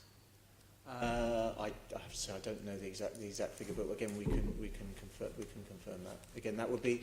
I suspect the savings will be embedded within the contracts that were negotiated when the contracts were awarded. But again, we can confirm that. I don't know the exact figure. Okay, and you said earlier in your long list of all sorts of things, which I think we'll get in writing so we can process it. But you talked about that you'd made 61 million savings in bus contracts, renegotiating bus contracts over the year. What does that look like for the passenger? What are you stopping doing? What are you taking out? I think there's very little impact on customers. So how do you get that amount of saving? What? Through tight negotiation and an agreement as regards to how the services are operated, shared collaboration of resources, a whole host of activity on that. And again, we can drop you a note as regards to how some of that stuff. That's quite a significant figure, and given there's a certain amount you've got to pay drivers, and the mayor's committed to a sort of minimum amount as well in there, running costs of the buses and so on. It just seems a very large figure to have renegotiated in a year. Yeah, certainly I'm not aware of any adverse impact on our customers or services at all. But again, we can confirm how Gareth has done that. Yeah, thank you. Sweeping up questions from me, and I'll start with that one. If you do, or when you do, could you potentially confirm to us, as a percentage of the previous cost of the bus contracts, how much that £61 million amounts to? Yep. Because that would be quite a good way of comparing it. So if, for example, that it was a £1 billion contract and it's £61 million, it's not such a big deal. But if it's a £100 million contract, then it is a very big deal. And I think it would be interesting to see that. In that light as well, I'm going to come back to what you were saying about making £1 million a week savings on non-permanent labour, or reducing non-permanent labour. That £50 million a year, as a percentage of overall spend on temporary labour, how much is that?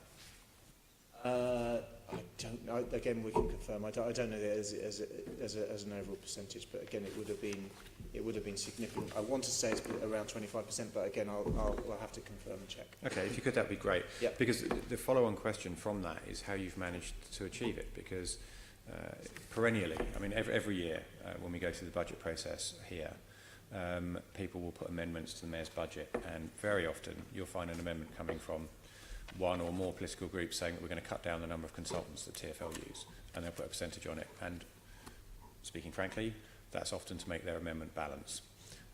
What I'm interested in is how you can afford to drop £1 million a week of temporary labour without certain things stopping as well, because I'm assuming that you're not just employing people willy-nilly, on temporary contracts and daily rates, and then So in particular, one of the large contributors to that £1 million a week was around tech and data and Yes, you said. IT contractors, and that was driven predominantly by the triage of IT projects that we went through at the end of last year.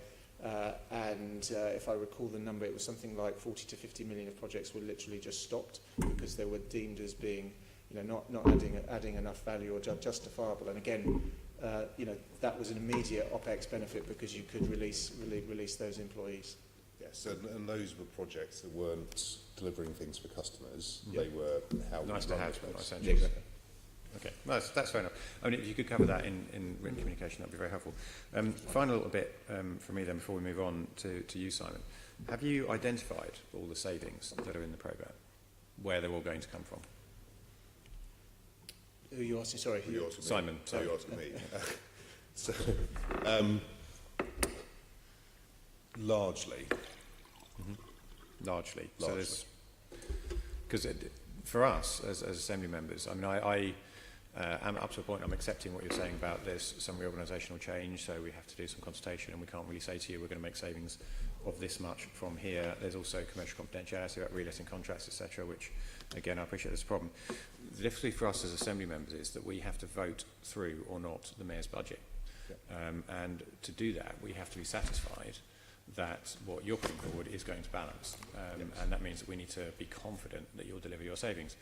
And this is something that we return to frequently, because effectively, by not being able to disclose data to us, you're asking us to take it on trust that you will deliver all this money. Now, I'm sure you're all very honest people, but in these straitened financial times, we do need to take some hard-headed decisions. And trying to do that without all the data being presented to us is challenging.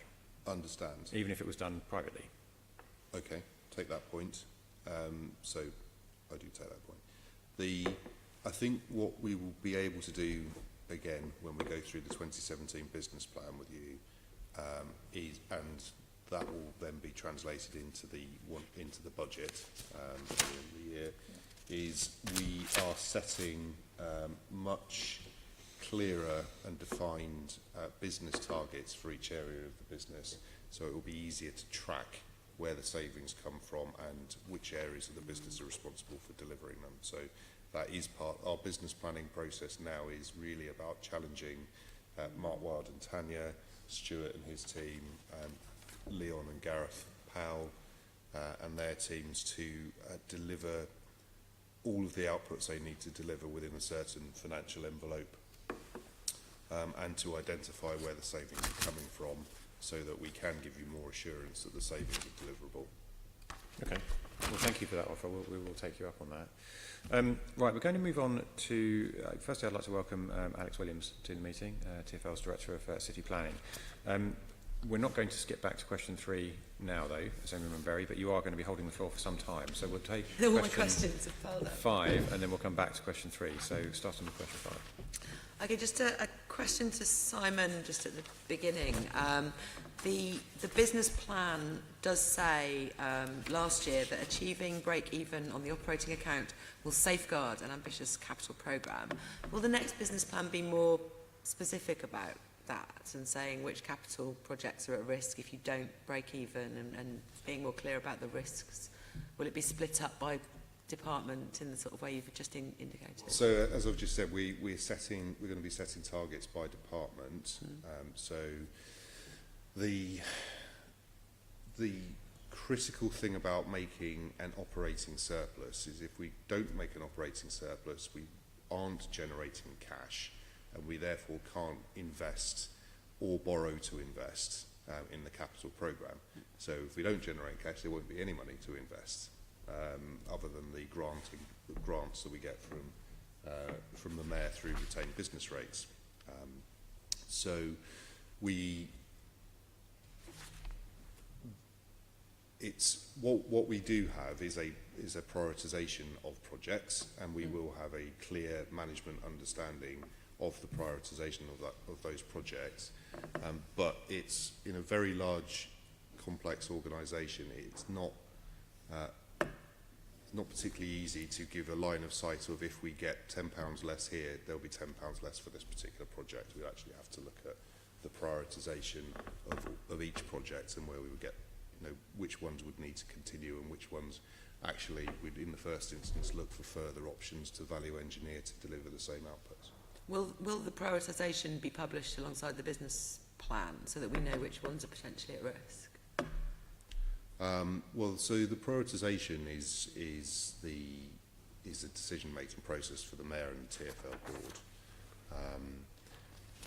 And as things change over time, then the priorities sometimes change. So I don't think that we would be in a position to publish that prioritisation list, because it will depend upon the priorities of the Mayor and the board as things change in the macroeconomic environment or in passenger travelling numbers or whatever it is that is causing the change. Okay, and you wouldn't do anything as sort of harsh on your teams as, say, if you can't achieve the savings, then your projects are at risk in your particular area. That wouldn't be what you would do. So that is a starting point, but actually what we do is in the rounds look at the things that we are committing to deliver for the Mayor's transport strategy and prioritise around delivery of the Mayor's transport strategy, and that's where the projects effectively come from, rather than the individual desires of parts of the business to do projects. Yes, I agree with you on that. Now we have Alex. We have some questions for you about some comments you made about, well, the continued fall in passenger numbers that we've seen. I think earlier in the year, earlier this month, in fact, you said that potentially the uncertainty of Brexit was now having an effect on passenger numbers, as well as the recent terrorist incidents. We know that the fall in bus passengers was already happening. That was put down to congestion and reduced journey time reliability last year.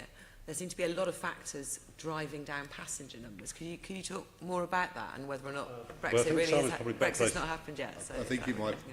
I know the context. Basically, I was at a conference on Heathrow, and I was asked a question by an independent journalist about effect of Brexit. So I was just talking about the reality of our passenger numbers now, which is lower than we would like. It's slightly lower than the trajectory. But I said there are a range of factors there: terrorist incidents, Brexit being one of them. But it's, to be honest, the oracle on this is probably Simon rather than me. So yes. So Simon, do you want to talk more about the potential impact of reduced passenger numbers on fares income, and have you changed your forecasts, and will there be new forecasts being published soon? So we base our fares forecasts on the economic forecast that GLA Economics produce, and the latest GLA economic forecasts produce is looking at a number of those economic factors weakening compared to the forecasts that the 2016 business plan and the 2017 budget were based upon. We are looking at all of their forecasts. So there's a central case, an upside case and a downside case, and we are building scenario analysis around that to look at what the potential impact and what our response would be. So the central case is lower than it was in the 2016 business plan, and there is a downside case from that, which recognises that we have at least 2 years of uncertainty over what may happen with Brexit and what that might do in terms of the economic factors for London. So we're looking at a number of scenarios and how we would deliver everything we need to deliver based upon what the outturn of those scenarios might be, and that will be again embedded into the 2017 business plan.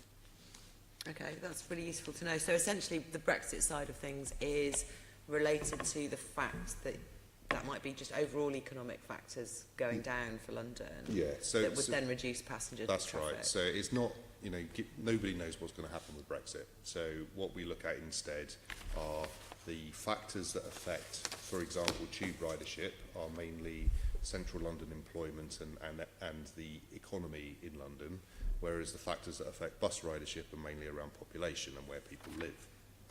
So the models are based around various economic drivers, almost regardless of what's driving them. So Yeah. the scenarios look at, what if employment were 5% lower? Now, that really is agnostic of whether it's Brexit or some other thing that causes that, because we can't possibly predict that. So we instead look at, what would happen if employment were lower or the economy was worse, and certainly some of the early signs that we've seen over the last 2 or 3 periods in particular is that discretionary journeys in Zone 1 have fallen, as discretionary spending in central London has also fallen. On bus passenger numbers, this presumably means that your forecast from before of an 11% increase in numbers by 2021 to 22 would come down. So all of the current factors from the GLA economics suggest that all passenger numbers could potentially be down if we took that through into the 2017 business plan.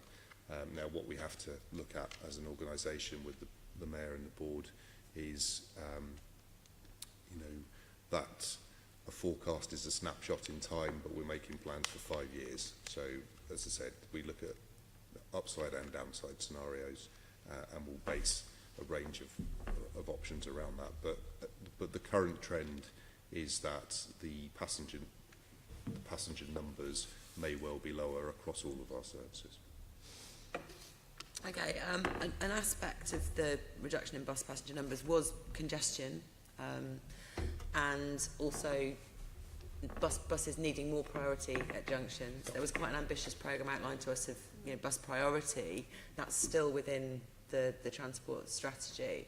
Those programmes will continue, presumably, even though economic growth tends to push down traffic growth and therefore congestion as well. So we're looking. So, for example, not lack of economic growth. Sorry.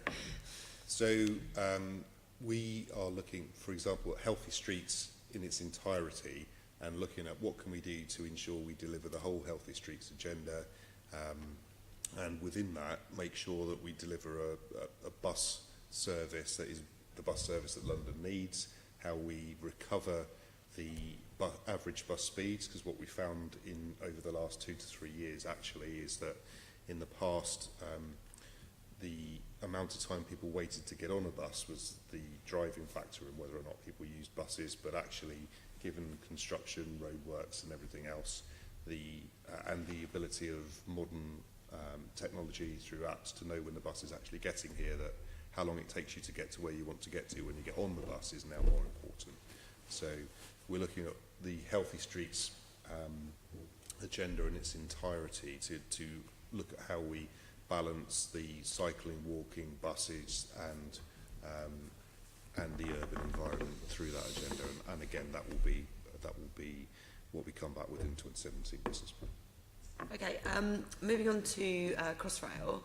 Obviously that's some fares, new fares are going to be paid on Crossrail coming forward. How confident are you that it's going to open on schedule? We are absolutely focused on Crossrail opening on schedule. So at the board, our TfL board, a couple of weeks ago, Terry was asked a direct question, and we all believe that the project is on time and within budget.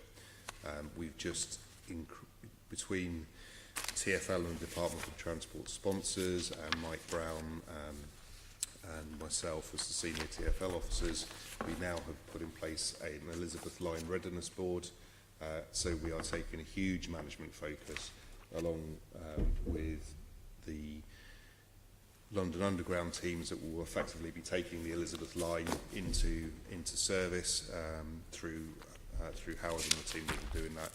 We're now meeting very regularly with a huge amount of scrutiny on the things that need to happen and the risks that are in place, so we ensure that we do have Crossrail or the Elizabeth Line delivered into service on time.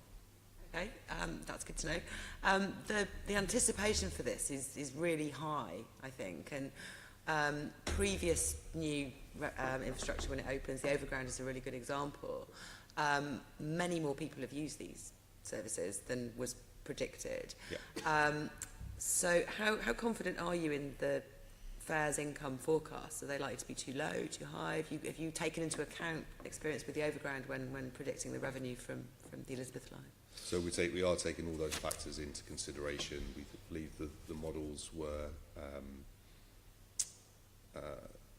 conservative in the build-up. So actually, the bringing on a new line is really difficult to predict how quickly those revenues will ramp up. So we think the forecasts are pretty accurate once you've got up to the full running of the Elizabeth line, but it's actually in the early years of how quickly people adopt the service that is the bit that we're giving a lot of attention to.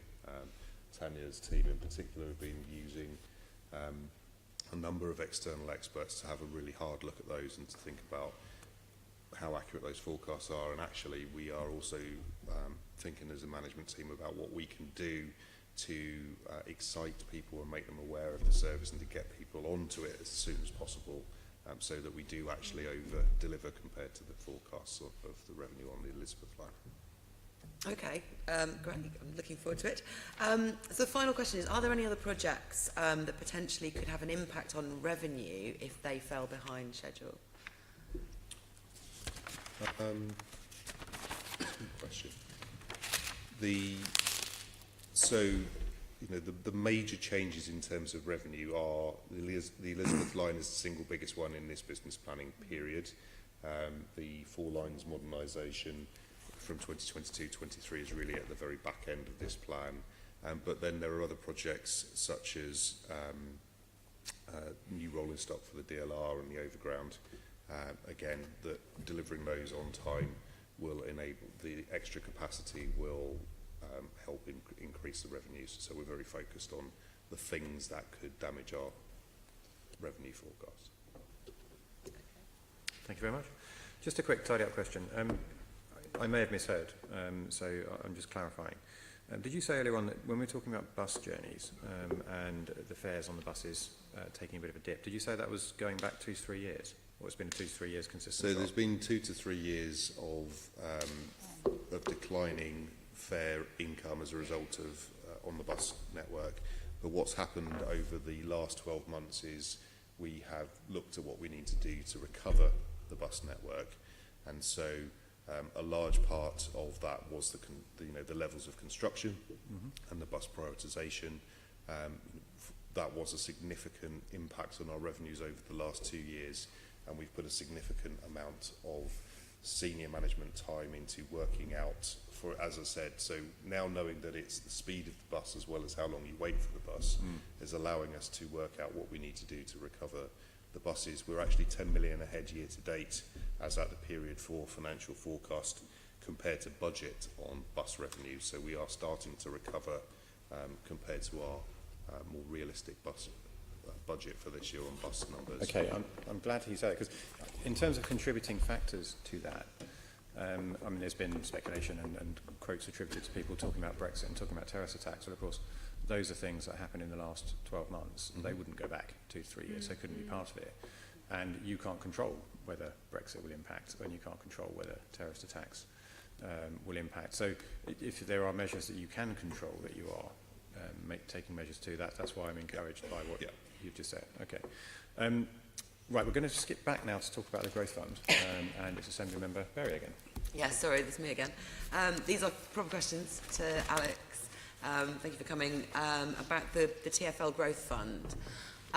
This was a sort of extra budget line that we saw last year, and when we asked, we were worried that things like Sutton Tram Extension had gone sort of missing out of the plans, and we were assured that that was the sort of project that would be funded by the Growth Fund. So we wanted to ask more about where you're at with that now and what we'll see in the next business plan. So have you decided which projects now are going to be funded out of that? Will that be in the new business plan? The business plan included an extra £200 million for the Growth Fund, and we've not fully allocated all of that at the moment. We've allocated half of it, and that was approved by our Programmes and Investment Committee in June, and half of it, so the first 100 million has been allocated, and that includes 70 million towards the Sutton Tramlink project, and 70, and 30 million to the Rotherhithe to Canary Wharf project. Both of those schemes are going to cost more than the growth fund allocation, but the growth funds, as many of you will be aware, is a fund to help lever in other contributions from other sources, from developers, from business rates, from a whole range of opportunities that we're getting there. So the initial half of it's been allocated. The other half, we've got a kind of long list of projects that we're looking at, and we will discuss that with the GLA Growth Board fairly soon and come to a view about how that should be allocated. There's less urgency on that because the money's at the back end of the plan, so it's in the kind of in the kind of 2020s period anyway. The long list of projects, where are they coming from? What's the process for trying to get one in? There isn't a kind of bidding process, but there is a set of criteria that we apply, which is basically identifying projects that directly unlock growth, that they have a lever in a wider funding envelope, are deliverable in the timescales that we talk about, and are aligned to the MTS. So the key thing is understanding, assessing all of the proposals that we're aware of or boroughs have let us know about, and against those 4 criteria. As I said, we haven't allocated all that money as yet. We're still discussing that with the Deputy Mayors and the GLA Growth Board, but that will come back to the Programmes and Investment Committee either later this year or next year. It seems, sorry to be harsh, it seems a bit vague of a process. I mean, 200 million is quite a lot of money, Yep. and relying on ones that you know about or boroughs bring in, why is it not slightly more open a process? There might be, there's a lot of innovation going on, for example, in housing at the moment. Yes. A lot of new ideas, new ways of constructing things, ideas about doing things above stations. People potentially have ideas that they want to bring to a fund like that, and yet there isn't a process for them to do that. Well, they can, in terms of the allocation process, we will be liaising with our colleagues in housing and the GLA, planning, and obviously the kind of transport team. So we will, we're aware of a lot of projects in there already. If you looked at the long list, it is probably 10 times over the budget already. So we're well oversubscribed in terms of the ideas we know about and the ideas that boroughs have come into us with since they've become aware of the funds. So, yeah, you could open up to a bidding process. Our issue is we're oversubscribed multiple times already for very credible schemes to unlock a lot of growth. At the moment, you think we've got 15 in the programme at the moment. That supports growth of circa 55,000 homes. We're hoping to get a kind of similar number from the 200 million that we've got in additionally. But there is an issue about the reality of this. It's only, 200 million is a lot of money, but in terms of the expectation and the ideas out there, we're in the billions already. Oh, absolutely. But I mean, this, like you say, this is a fund where you're talking about bringing in other contributions. Yes. So the more public you can be about the projects that might want other contributions, the sort of being more collaborative and more open. Will we see the long list? Will that be published? Yep. I mean, I haven't got it locked down myself at the moment, but it goes to the Growth Board soon, and then it goes back to the pick at a later date. As I say, it's 100 million for the back end of the business plan, so it's not one of these ones that we have to lock down now. I think in some ways locking it down now in 2017 might be too early, because you might discover opportunities in the next couple of years that are worthy of funding. So that's one of the things we're talking about with the GLA, is when is the right time to do this. Okay, and have you been discussing potentially increasing the fund when you've been talking to people like the Deputy Mayor for Housing, Deputy Mayor for Transport? No, it's not so much increasing the fund, it's basically about how do we use their funding opportunities to link in with the growth fund opportunities. So I'll give you an example. At the moment, there's a bidding round that's just closing on the Housing Investment Fund, which is a similar kind of initiative where it's trying to, this is the government fund, national fund, where they're trying to look at infrastructure projects to help facilitate and unlock growth. So a lot of the ideas in the long list for the growth fund are also in that list. So these funds do kind of come out every now and again. I think that's why locking it down too early might be a bit counterproductive sometimes. But we are certainly working with colleagues in housing, colleagues in regeneration, the transport team, the environment team, and boroughs that we're aware of that have got these ideas. Okay, shall I ask about the individual projects? Is that all right? Could I just intervene? You just seem like you very were briefly. Yeah, I understand what you're saying about not wanting to spend all your money up front, basically is what you're saying. But at what point do you make a decision that we're going to start releasing some of this money to spend on this project or that project? Some projects obviously are time limited, and is the focus of the fund to kickstart things, so we have a blizzard of things happening towards the back end of the Melty, or are we looking for a drip, drip, drip over the 4 years? It seems a bit vague at the moment. I think we, as I said, we're not vague about the first half. That's allocated and locked down. The second So half... when you say first half, do you mean £100 million? Yeah, sorry, yeah. £100 million is allocated to those projects, and we're working with the local authorities on those. The second half, we've got a long list, and I think it probably will be within months that we make a decision on that. I just think and it probably is going to be the whole allocation. I just haven't kind of got that locked down into a formal decision-making process at this moment. We've got the long list, and we're going to talk about it with the deputy mayors in the next couple of weeks. Okay. I'm going to pass back to Assembly Member in just a second. Just one quick question there. Who sits on the Growth Board? It's all the deputy mayors that are relevant to the area, so transport, housing, planning, environment, plus the chief of staff and the director of policy. Fine. Okay, that makes sense. Thank you. Assembly Member Berry. Just to ask about a couple of individual projects, you said there was 70 million coming towards the Sutton Tram extension. 70 Yes. million. The rest of the funding, you've begun talks about that as well, presumably, if you're able to commit that much. The rest of funding for Sutton Tram Link, do you mean? Yeah. Yes. Well, it's going to cost a lot more than 70 million, Yes. that's for sure. And we're in discussions with the local authority on what they can do in terms of their developer receipts, because it unlocks circa 10,000 homes. So the discussion with Merton and Sutton on that. We're discussing them about land opportunities, because some of these costs are land, not just the infrastructure itself. And we're also discussing them, are there credible alternatives to unlock that growth that aren't the project that's on the table now? Maybe different alignments, maybe different offers. And that's something you have to do if you're going to a Transport Works Act order, which this scheme would need. You have to have thoroughly assessed all the alternatives and made a clear judgment that this is the right scheme. And in that process we're in now, we may identify that there's a better scheme to unlock the same amount of growth. And we have to go through due diligence with the local authority and with our own funding sources to make sure that we are investing in the right product to unlock that growth. So that's the stage we're at now. But one of the reasons for allocating it as 70 is that if you think about the life of the business plan, if we went full pelt on the scheme that's on the table now, that's all that you could practically spend in this business plan period. So we're giving it a good kickstart here, but we do need to go through a thorough process with the local authorities to work out, is this the right project to unlock the growth that we're talking about in that part of London? Okay, that is reassuring. We did get a bit of a fright when it kind of disappeared last year, so that's really good. Yeah, I can understand.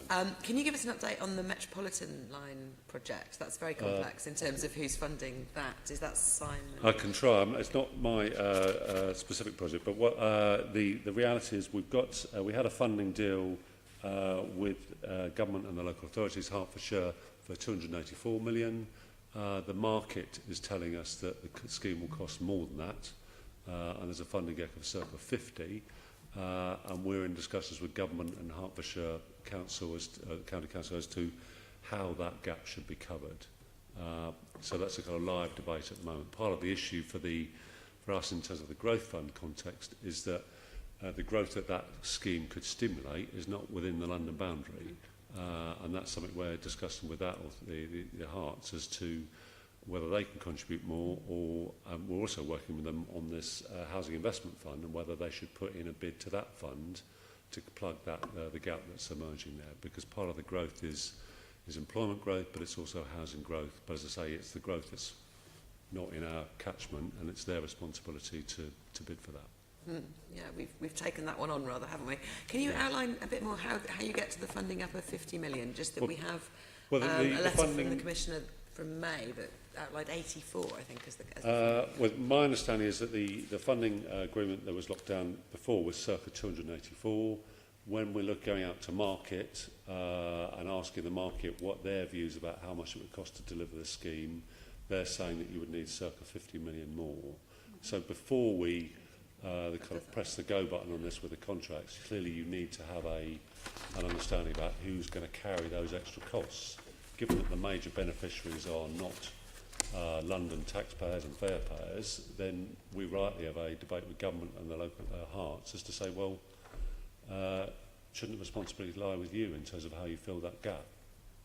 Seems unlikely that London would have to subsidise that project any further than we have already. Exactly, Great. yeah.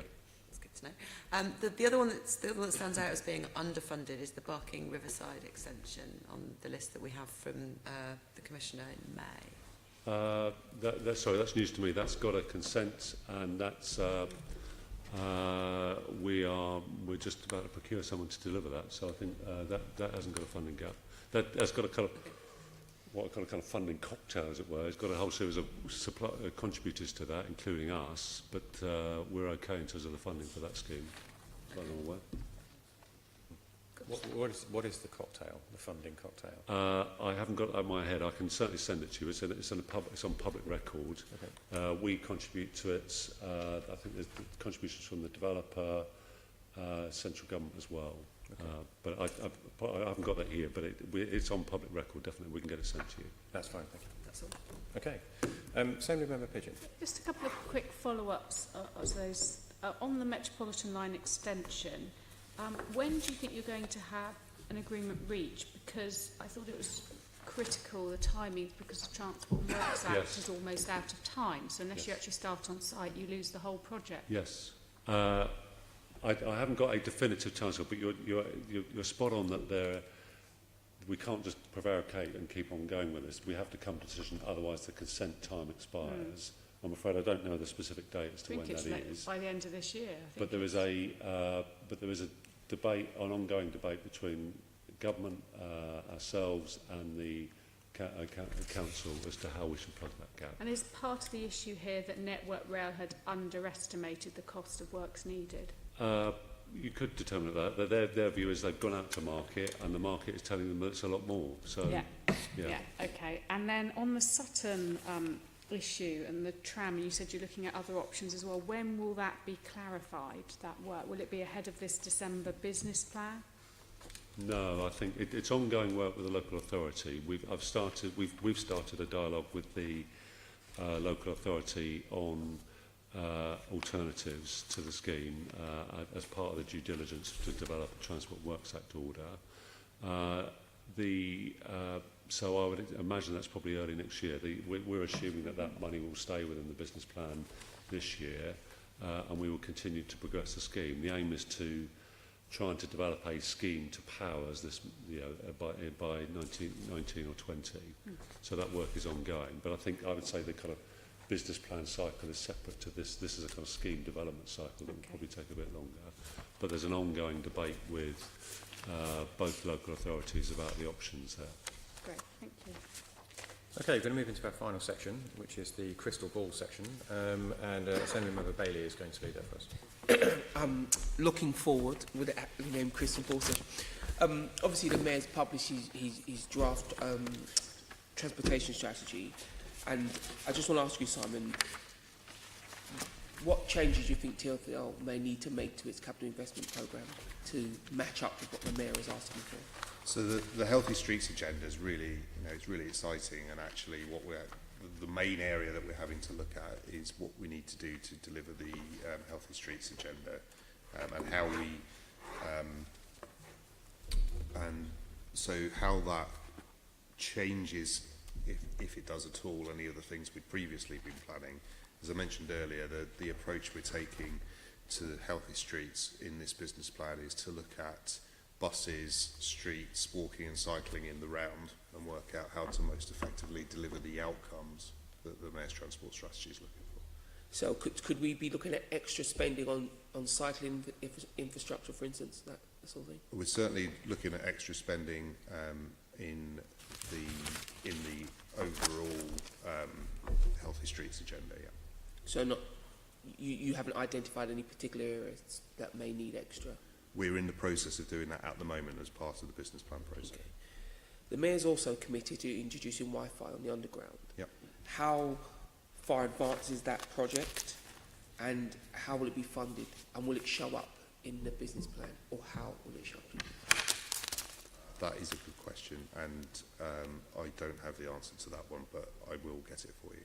Okay, I'm 2 for 2 with Doing well today, Sean. just on that, because obviously that's a very important thing, and I am also on the regeneration committee, and we've had long and hard conversation about how TfL can interact with other providers, space, running conduit, all that kind of thing. And it's very important to London's development, that whole thing. So let's hope you can write back to me with some fairly detailed information on that. Would be very much appreciated. Just a sort of wrap-up question then. Which parts of the current capital infrastructure, development plan, would be at risk if you have to make changes to deliver some of the mayor's new wants? What would you have to put at risk? What are the things that are least likely to get delivered then? So the things that we are, so there's a couple of things we're looking to do at the moment. So the first thing we're looking to do, given the sort of external financial challenges, which the Chair rightly said, many of which we're not in control of ourselves, is to look at how we can increase the amount of money we save in how we run the place to continue to deliver as much as we need to deliver for the Mayor's transport strategy. So part one is actually to challenge ourselves to be much more efficient in how we run transport for London, so we wouldn't need to cut anything on the CapEx side.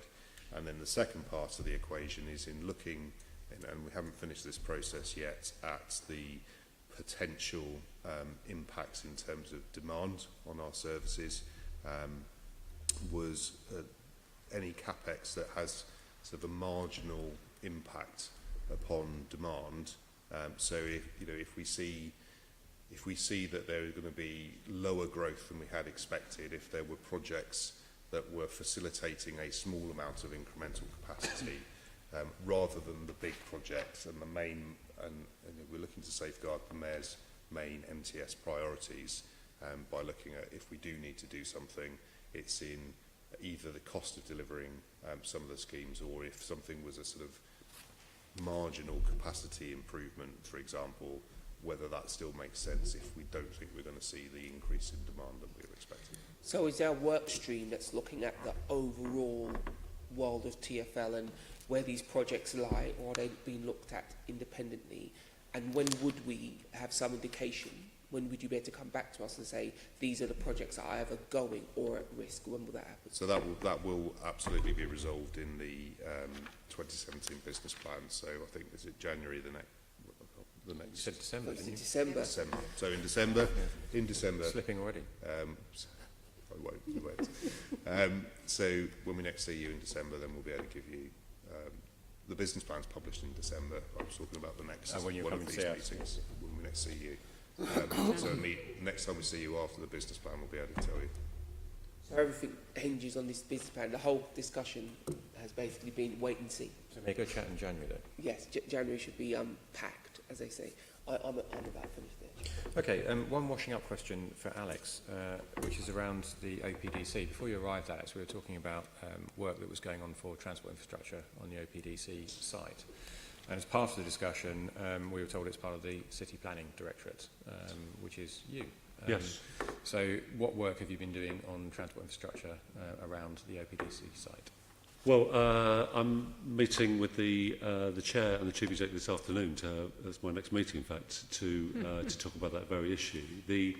And I think with the new chair, one of the things she's very keen to do, Liz Peace, is to have a phased delivery plan of infrastructure, because I think some of the previous discussions have been focusing a lot on the depot, Crossrail depot, and a long list of aspirations for new stations or improved stations and improved links. And when you look at the totality of that, it was in the kind of billions, and also the issue that you don't need all of that infrastructure now. The real catalyst for development in Old Oak Common is going to be HS2, which arrives in 2026. So one of the things we're working out with the OPDC, and as I say, we've got a workshop with them this afternoon, is to look at what infrastructures you need and, most importantly, when. And it's really, and thinking about it in the context of the next business plan, what do you really need in the next 3, 4, 5 years? What do you need in the following 5 years? What do you need in the 5 years after that? And I think it's trying to give it a bit more of a reality check rather than just saying the total cost is X billions. Let's, why can't we have it all now? It's really just saying, well, over the next 5 years, what are the essential projects to unlock growth? And that's what we're working on with them now. And as I say, we've got a kind of 3-hour workshop this afternoon to go through that in detail, scheme by scheme. Well, is it really needed now? And could it wait? Or are there other ways of unlocking the growth in that area? So I think as turning it into a total ask into a phasing process is actually the right way to look at it. Yeah, I think that's perfectly sensible. Do the stations feature in that? Yes. And where are they at? Do you mean the new overground stations? Yeah, the 2 stations for the HS2 and Crossrail that were due to open in 2026. Because the reason I'm asking the question, I asked it to your colleagues before you came in, so I'm going to compare answers in a moment. Because the Commissioner wrote to me back in May saying that he didn't expect that there would be any funding allocated in the next business plan for those stations, but they are due to open, so that's up to 21, 22, but they're due to open 4 years later, and it takes a lot to build a station. One of the challenges in Old Oak is there's a lot of stations, a lot of new stations. There are 4 new stations being planned at Old Oak. The HS2 station by 2026, fully funded by that project. The Crossrail station at Old Oak, funded by the HS2 project. And 2 overground stations at Hythe Road and Old Oak Common Lane. Yeah. They're the ones that we are working with the OPDC on. And I think that's probably what Mike was referring to in the letter to you. Yes, it's those 2 stations as to when they're needed and also how you cover the costs.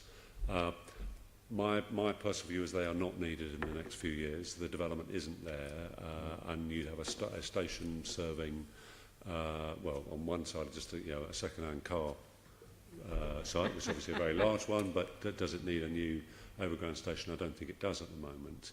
So that's one of the debates we're having with OPDC is about, fine, you want to look at those 2 stations, we're working with them on you, and we will probably consult on some of the options for those stations fairly soon, but we're still at an issue about who covers the cost and when they're needed. There's also a debate with the Hythe Road scheme as to the specific alignment of where that station is, because the developer wants it on a new viaduct, and that could be a good scheme in terms of unlocking the development either side of that, but there's a cost to that, and there's an issue about how those costs are covered. So work's underway on those 2 overground stations, and we will shortly be consulting on options, but there's still an issue about how the costs are covered in terms of delivering that. Our view is as this is facilitating development in that area, then the developer should pay for that. Okay, that's unsurprising. Assembly Member Pigeon. To pick up a completely different issue, did you want to... Okay, it's been You're okay. I wanted to ask about one of the impacts on the overall, probably for Simon, capital programme is going to be your access to cheap borrowing, and that could be a huge risk. Have you had any more clarity around whether you're going to be able to access the European Investment Bank? So we've been talking very closely to the European Investment Bank. So the first thing I should say before we talk specifically about the European Investment Bank is we have deliberately ensured that we have multiple sources that we can borrow from over the years, and increasingly over the last 2 years we've been forging new relationships with Export Development Canada, who've been able to support us with significant borrowing facilities for the new trains for Crossrail and for the Talis signalling on 4 lines modernisation. And between that and our bond programmes and access to the Public Works Loans Board, we have multiple sources of borrowing. The European Investment Bank have been an incredible partner, and even more so in the sort of immediate aftermath of the financial crisis, where they were providing support not directly to us, but to some of our suppliers who were providing, for example, leased rolling stock or other things, they had underpinned that debt, and so that's been incredibly important. The problem we have at the moment with the European Investment Bank is, or they have, is not knowing what the legal framework is going to be post-Brexit. It's impossible to enter into a long-term legal contract with them because, you know, they're trying to write things under EU law. We can't sign up to things we don't know are going to be necessarily legal for us to sign up to. So once we get some resolution on that, and there's certainly lots of talks I've been involved in across government and with the EIB about how, you know, one of the things to be determined is whether or not there is a relationship post-Brexit. And clearly, for all of us in infrastructure, whatever infrastructure it is, that would be a desirable outcome. Okay, lovely, thank you. Okay. No further questions, members. We've reached the end of this session. Can I thank our guests very much indeed for their attendance this morning and for the answers. Members, we are recommended to note the report and the subsequent discussion and to delegate to me in consultation with party group leads and Assembly Member Pidgeon to agree any outputs from the meeting. Is that agreed? Agreed. Thank you. Item 6 is the Budget and Performance Committee work programme for the remainder of the year. We are recommended to note that, and again in the usual way to delegate authority to me in consultation with party group leads and Caroline Pidgeon to agree the final report from our investigation into funding of the Metropolitan Police Service. Is that agreed? Thank you. Item 7, date of the next meeting. The next meeting of this committee is the 22nd of November 2017 in here. But members, please do note as well there is a budget monitoring subcommittee meeting which is being held on the 18th of October at 2:30 in here, and that's to look at the LLDC's financial performance. And given the interest that members have expressed in that, I've extended an invitation to all members of the Budget and Performance Committee to attend if they wish. Item 8 is any other business I consider urgent. There isn't any, so that concludes the meeting. Thank you all very much.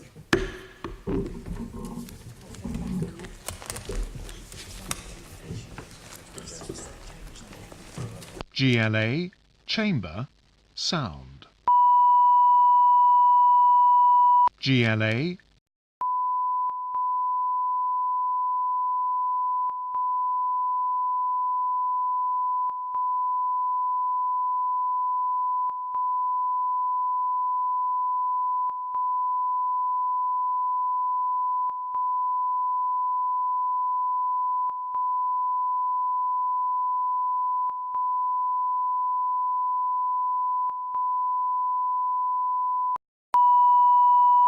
GLA Chamber Sound.